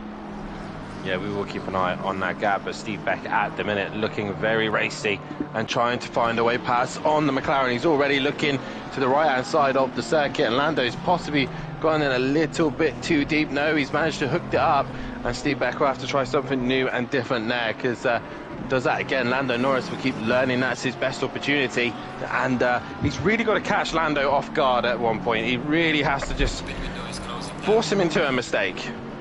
Yeah, he does. It's going to be interesting to see what happens here in this one between Stephen Beck and Lando Norris. Obviously, I think they've had a few run-ins this season, haven't they, between each other? So, bit of rivalry this season between Beck and Norris, and it's going to be an interesting one to keep our eyes on. He's already got to look at the gap down to 8.9, but Richie Michel's obviously going to have to get them tyres into a window. John at the minute half a second off the back of Playerman. That is actually just in front of this Beck and Norris fight, so that is going to be a crucial one as well. She had 15 seconds plus lead. Maybe she took tyres as John Gooday taps the back of Playerman, or did well, I saw a tap. Whether Playerman lost it or not, I'm not sure. But Steve Beck and Lando Norris clear one blue flag. Fraser O'Brien's right. Maybe she did take tyres. That's going to give a superior grip at the end of this race. Yeah, but it's the problem with the grip. On a driver like Richie Michel as well, it's pointless, because you're going up a driver who is going to defend heavy, who is going to fight for the position on a circuit that you can't overtake. We're still watching Steve Beck and Lando Norris. Steve can't find a way through. Yes, why not? She has the pace, but she can't overtake him now. It's track position, isn't it? It's like you say, it's like Monaco. Yeah, you think back 10 years down where Lando, where Lewis Hamilton was saying to Bono that he can't drive on these tyres anymore, but because it's Monaco, he held. Well, no, just look at Daniel Ricciardo in the car that was 100 horsepower down. Was dying, wasn't he? And he kept Seb behind him for ages, or Lewis behind him for ages, or more importantly, name any incidents in name any point in the British touring cars they've raced here, and can you think of any time that they've passed, like, other than obviously at the hairpin, which we don't run here, but can you name any opportunity where they've passed and made the position? No, I'm trying to think back to British GT as well, and again, like you say, the British GT run this configuration of circuit, and it's difficult to say. Like you say, pit stops is the key, but unless the driver's made a mistake, you're not making many overtakes around this circuit. We're still watching that Steve Beck fight. She's 7 seconds now off the back of Richie Michel. Clearly quicker today, and great to see, but I think Richie Michel's strategy is a blinder. Also, just gone on to Richie Michel, by the way. He's got DJ Phil, Michael, Robert Smith, all there. Michael and Phil are battling for position, so she's got to clear these back markers at the same time. She has indeed. So she'll get the dirty air as well. Mike in the chat, maybe she had a toilet, Fraser in the chat saying maybe had a toilet break to give the guys a chance, and I mean, that's just taking I was going to say the P, but I don't think it is. It's either tyres or fuel. It's got to be one of the two. Tyres is usually 30 seconds, as Michael on the inside of DJ Phil, and contact made. And he's going to come to that, and she's had to go straight on herself. I think she had to go straight on because of where Michael's car was parked on the track. DJ Phil there just turned in as Michael was fully alongside, so I think that's fully on Michael. Michael, he's just been given a drive-through for cutting the chicane. And I think DJ Phil knows he's in the wrong here, because he's all of a sudden let Robert Smith go and Ellie go, and he's let Michael get onto the back of him. So I think DJ knows that he's possibly done wrong there. I don't know. And DJ Phil is going wheel to wheel with him now, and once again, Michael sadly will have to come into the pits and serve his drive-through, and he does so straight away. It's not that big a loss here for a drive-through. That's the bonus around this circuit. It is not a very big pit lane. 6.4 seconds the gap now, and I assume Ellie would have probably got a track warning unless she got right off the throttle coming down the straight. You had that in testing though, didn't you, this week? You had a limits warning. That's what's happened to Michael. Yeah. I think that's what's happened to him. He's, he head down to that second chicane, and I was testing with Will Friedman, who was actually in a GT3 Porsche, and I got right onto the back of him, and it was either going to be hitting into the back of him or go straight on. Opted to go straight on, backed right off. I even gave him probably a second gap, and still got a drive-through for that. Well, Michael's only lost the one place to Jamie as a result of that drive-through penalty, so keep our eyes on that. And he's down to 6 seconds as well. She's got Robert Ramsell, who's now being blue flagged as they head down towards the chicane Robert Smith, sorry. So down towards the chicane. Ellie this time can make it due to the fact there's no Nissan parked in the middle of the road, and we're all just getting to that quiet stage of the race. Cranky Duckhead's now just coming through Island Bend. Where's Sam? He's at Hislops, so he's not really gaining on that, so that's probably going to be a tough one for Sam. But look, the fact he's got on the same lap when he crosses the line as Cranky Nubbers just proves how many dramas that these guys have been involved in in this race. 4.8 is now the gap, and I'm looking at Richie Michelle. The track map pretty clear. The car behind him is Ellie. The car in front is John Gooday, but not really close to him. John's just exited turn 1. So Richie Michelle's got his a clear track, and Ellie is just purely catching him on pace now, right now. Yeah, but the great Murray Walker once said, it's all well and good catching, but it's another to pass, and it's definitely going to be a very hard job for Richie and Ellie to do now. And if anything, if these two do come together, I mean, he's not close to him, but Paul Williams is in a position that if anything major does happen, you either gain a second or possibly the win between these two. And the way the traffic's fell out here, who's that? That's the 105. That is Rob Smith with the yellow flag to his name. The way the traffic spread out pretty evenly across the circuit, Dan, you know, you go off, have a moment, you've got to wait for that traffic to clear, as there's another yellow flag at Island Bend. That is the 96. That is Sam, so he's had his own moment at Island Bend. But you've got to wait for that traffic to go, haven't you? And that's going to be a hard one to do. As we've seen with others in the past spinning here, it's a long wait for the traffic to come past. It is indeed, and you just have to give it time and find your way back on track. Last thing you want is another penalty for something that's completely ridiculous. Yes, you're in a rush to get back on track, but it's not worth it. Ellie seems to be finding all the pace in the middle sector on Richie Michelle, but again, that's just pure tyres working in, as well as we got Steve back on Lando Norris once again within 0.3 of him, and this could get spicy once again between these two. Yeah, indeed it could. It's been a battle that's ebbed and flowed a little bit. Lando did have a bit of a gap momentarily, but Steve Beck has now got onto the back of him yet again in this race, and is trying to find that way through as he comes through the Britain chicane. Just tries to get a better run, but Lando Norris just holds his line before getting on the power, and that just costs Steve Beck a bit of time to get on the throttle and away. We've got Jamie also gaining on the back of DJ Phil at the moment as they come through Hislop chicane. It's a shame, like I was just sitting there thinking, to make a better overtaking opportunity, would it have been better, like, the second chicane not existing at all? I'd have thought so. Get a good run out the hairpin, straight up and over the hill down towards Hislops. You're going to have a bit of a longer straight, better run to get up the inside, and yeah, I think so. I also think this track just needs to be, as hang on, Steve Peck goes for a move up the inside of Lando Norris later on the brakes, gets the move done, runs a little deep, but Lando pretty much came to a stop to give the room to Steve Peck, and Steve Peck gets through, so job done there. Yeah, I think it would have been better without the second chicane. I also think it would have been better just, you know, a couple of inches wider. Yeah, less bumpy.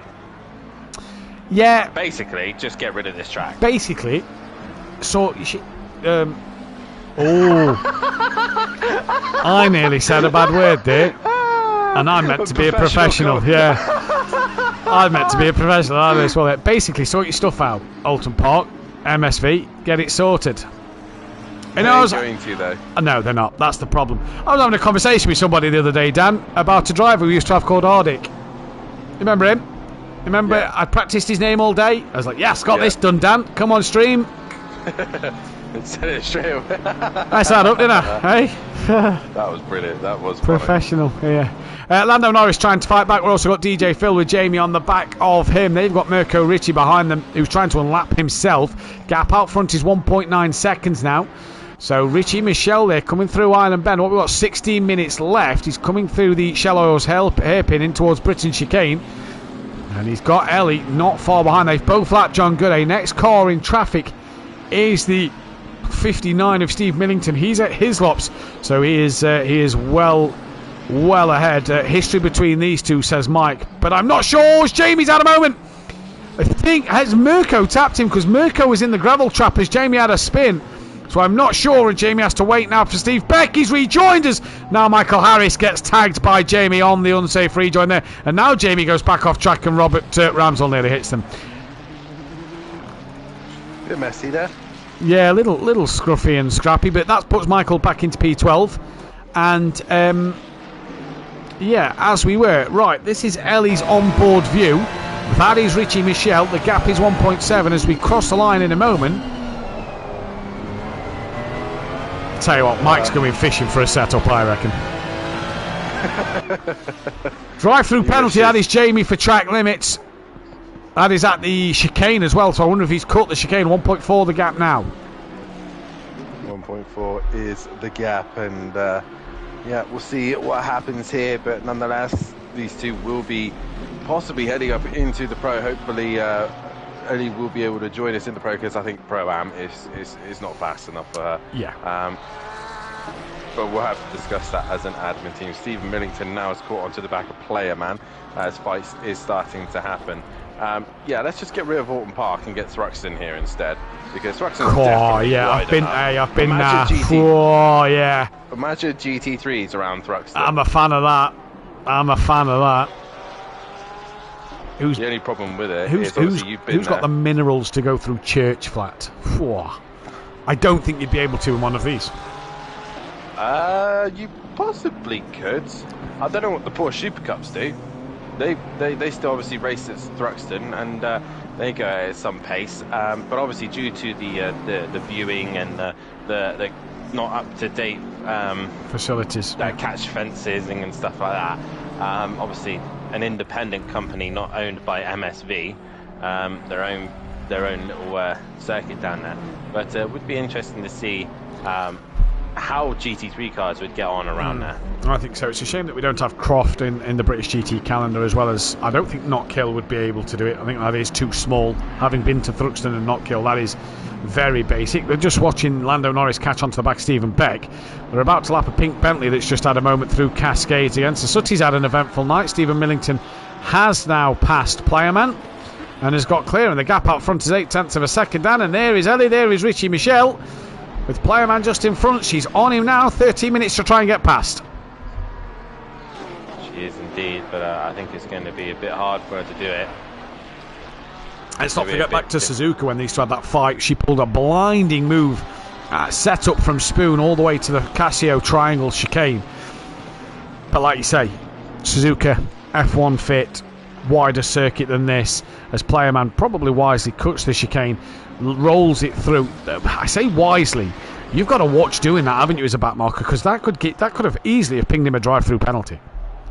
Yeah, but as long as you come off the throttle or even touch the brakes and make sure that you were definitely slow enough and you did not gain an advantage, yeah, we could. It would have been fine, as Rob Smith is back into the pits. Yeah, he's been in the pits for a while, so that's going to be interesting. He has got to the three-quarter distance, I think. The dot's not moving. That may be his daughter, though, as well, so it might not be a retirement due to other reasons. His daughter is under the weather, and he did say if he does retire, that it will be the reason. As Ellie, looking back from Richie Michelle's car, got very, very close to the rear of Richie Michelle there, and that was very, very close. And the pink Ferrari, looking from 4 wins in 4 races for herself, is she's pushing it, and she's giving it her absolute all, and why not? She wants another race win. Richie Michelle's already the champion. He'd love another race win. But for Ellie, she's come to prove a point amongst Richie Michelle, who has a big wiggle on the exit of Cascades. Lando's off at Island Bend. He's dropped and lost loads of time to Steve Beck, and Matthew Hicks has got past him, as has Gary Clarble, but no DJ Phil. But Ellie, though, is really putting the pressure on Richie Michelle now. Who's going to come out on top? Richie Michelle, all he has to do, like I said earlier on, is just plant the car in the middle of the circuit, and there's nothing Ellie can do then. No, and he's got to try and force this somewhere and somehow. If you like what you see here, don't forget to hit that thumbs up button and subscribe to the channel if you are new, as well as tune in tomorrow night. Myself and Phil Radin are live for the Pro category, where Dan Davis and SimPlay Racing can take another championship. That'll be Dan's 10th on the SimPlay channel. Richie Michelle, it's that drain though, and gets a bit bumpy over the curb, and here comes Ellie having a look to the outside line of Druids. They're side by side with each other. Ellie brakes earlier, tries to get the up and under. There's a Steve Millington who's off. She squeezed on the inside. This could be great down towards Lodge. Ellie is through on Richie Michelle, and once again pulls a masterclass of an overtake. He made him look like a mug in that one, an absolute mug. And Ellie retakes the lead and on her way forward once again. Poor Richie Michelle, one mistake, and like I said, that one mistake, if you're in the Pro, that wouldn't have been one car getting through, that would have been multiple cars coming through. You would have just been mugged. Would have been quicker to have pulled to the side and let everybody past and carry on your way. But Richie Michelle there loses out to Elliott. It's another masterclass overtake from Ellie, who's looking from 4 wins in 4. While all that happened as well, Robert Smith in the background got past Playerman. He's also passed John Gooday, who's having a shocker of an evening at the moment. Sam has got past Rob Smith. Rob Smith has just messaged me, or put in the Discord, that he pitted for repairs, forgot to turn repair on.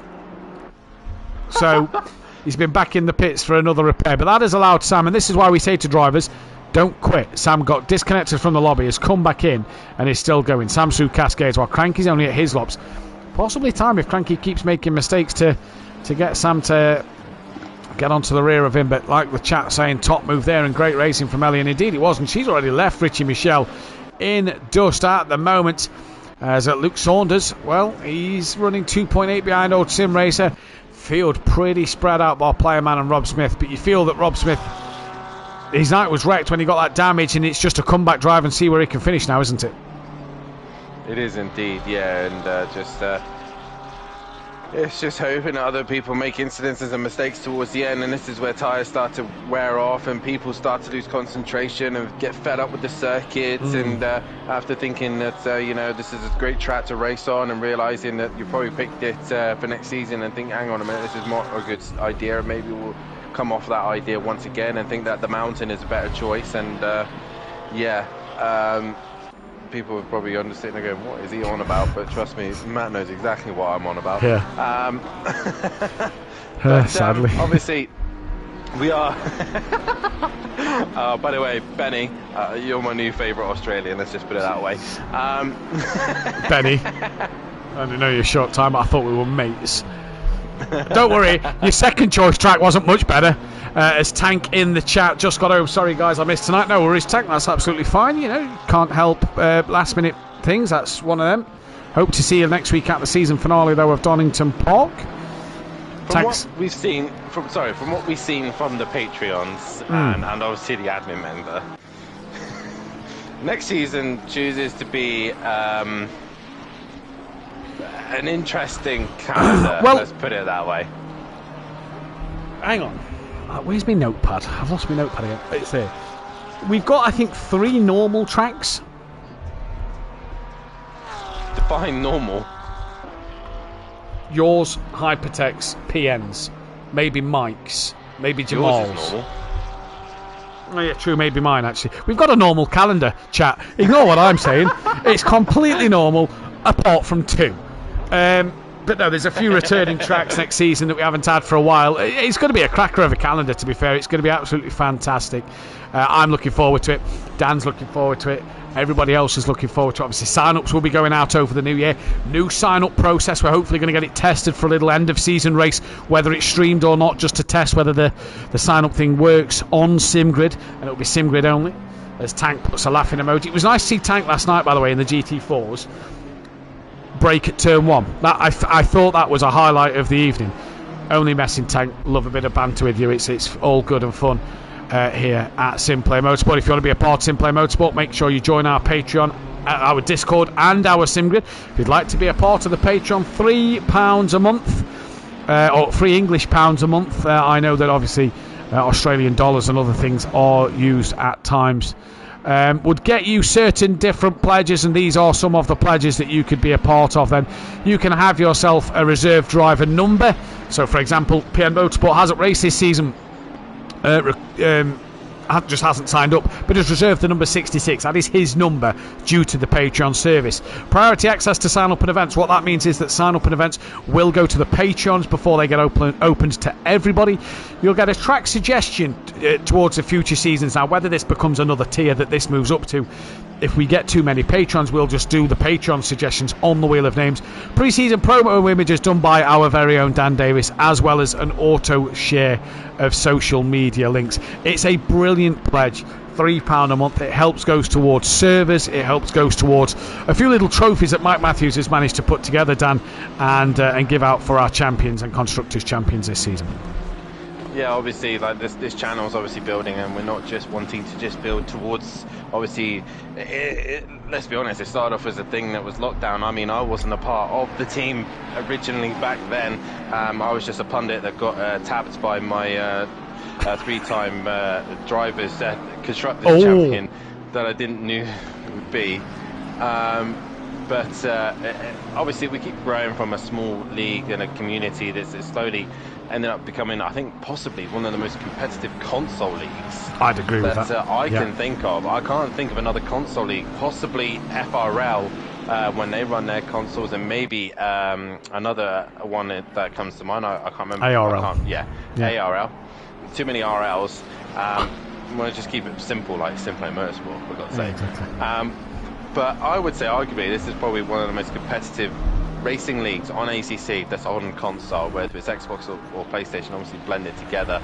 And yeah, I was starting. I was actually talking to KLF, aka Kelly Davis, my father, about this today, and it's possibly, like I said, easily up there. We are probably the pinnacle of console racing at this minute, and it's good to see, and like I said, we're trying to give as much as we can to the community, whether it's trophies, whether it's endurance racing, whether it's mixed classes, whatever. But another thing that has been voiced massively is the GT4s, Matt, has been so popular this season. Obviously we ran it for one season a couple of seasons back, and a few of the drivers didn't really seem interested in them, but it seems to be the format and the cars seems to work perfectly at the minute. I think there's a rumour around of potentially GT2, GT4 multiclass. So that's a potential rumour for the next season off event. We'll have to wait, or for the next season side event. We'll have to wait and see what happens, and obviously we'll be discussed in the admins. If you are in the Discord, there is a suggestions feedback page if you'd like to put any suggestion in there, whether that's a rule change, whether that's a race format change, a category of racing that you'd want to see. Get your suggestion feedback in there. We always discuss it in the admin meeting. Now, while you was just saying that, I've got a question for you. If you win, well, when you win the Constructors' Championship tomorrow night, because it's all pretty much wrapped up, who has been, and I think I know the answer to this, who has been the greatest three-time Constructors teammate you've had? D. Biggs or Mike Matthews? Because I think I know the answer. Because the guy's brilliant. And I'm not on about Mike. I think I know the answer to that one. I really do. But if you were to go, and obviously now we're talking as well, two categories of games. We're talking Project Cars 2 with D. Biggs. We're talking ACC with Mike. Who's been your favourite? I've got to go with my man Biggs. Yes! Come on! Get in, love that. So obviously back in the day as well, back in the Project Cars day, whatever your teammate signed up in, we both had to run the same car. There was no mixed cars. We all ran the same car. So not only did me and Biggs win a Constructors both in the Porsche 911, but we then went and won it in the McLaren 650S the season after, and everyone was like, why have you gone to that car? And we proved that it was probably one of the strongest and most dominant cars that we've ever ran, and we've done it in two different cars. Mike, on the other hand, has been a little bit struggling in a Ferrari and a Lamborghini, but nonetheless, he has scored the points, he has been there. But I just felt that back in the day, me and D. Biggs had it was very professional, let's just put it that way. As old sim racer, his attacker Luke Saunders in the final corner and tapped him round, and around he goes. And old sim racer got his own. Yeah, I think as Luke Saunders got straightened up there, old sim racer got a taste of his own medicine. We're into that final minute. Where's Ellie? There will be one more lap. The 96 is off. Who's the 96? That's Sam. Oh, Sam's in the wall. He's hit there. He's gone off at Island Bend, I reckon, into wall there. That's a shame for him. I think Cranky. Oh, he got past Cranky as well. Oh, that's a shame. Cranky's just repassed him. So what a shame for Sam there. He'd have made up another place. But yeah, Luke Saunders manages to hang on to P5. Steve Beck got a position because of that as well, as did Matthew Hicks. I tell you what, driver of the day is a tough one because Matthew Hicks, very great job. Paul Williams, massively incredible job. Robert Ramsell, solid night. Ellie, solid night. Richie Michelle, solid night. It's a tough driver of the day. Nah, I've got mine. I've already got mine. I've got mine, but there's a few that could deserve this. Definitely so, but for me, it's a slam dunk for me tonight. I think one driver in particular has been, yes, we expect the other drivers to be good, but this one tonight just feel, to me, has been the best all-round consistent. So I just want to point out, DJ Phil's gone 11th. He's gained 4 places from his start position. That is all down to other drivers making mistakes as well as his early pit stop. But we're currently on board with Ellie, who comes over the brow of the hill in towards the Hislop chicane. And it looks like it's going to be 4 wins from 4. And really, you have to say, what a performance. What a performance that Ellie is putting on. She has not ever been off the top step without a fastest lap, without a pole position. At the minute, it's SimPlay Motorsport. She has a 100% record in qualifying and in the races for P1. And she comes into Lodge for the final time and is going to take the checkered flag yet again to be the race winner. As Sam's bouncing off the wall at the end, Ellie will take the race win.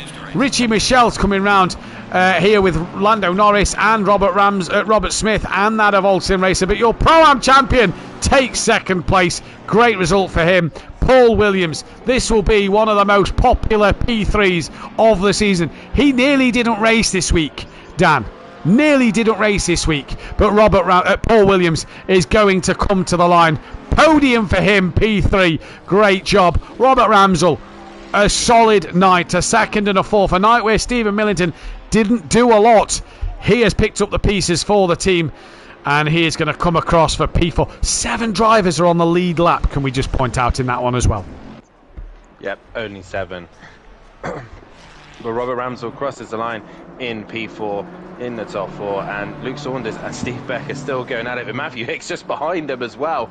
So the BMWs are fighting hard right up to the very end here, but it looks like Matthew Hicks is not going to quite be enough on the guys in front. But Luke Saunders, can he just hang in there into the final corner? Yes, he will.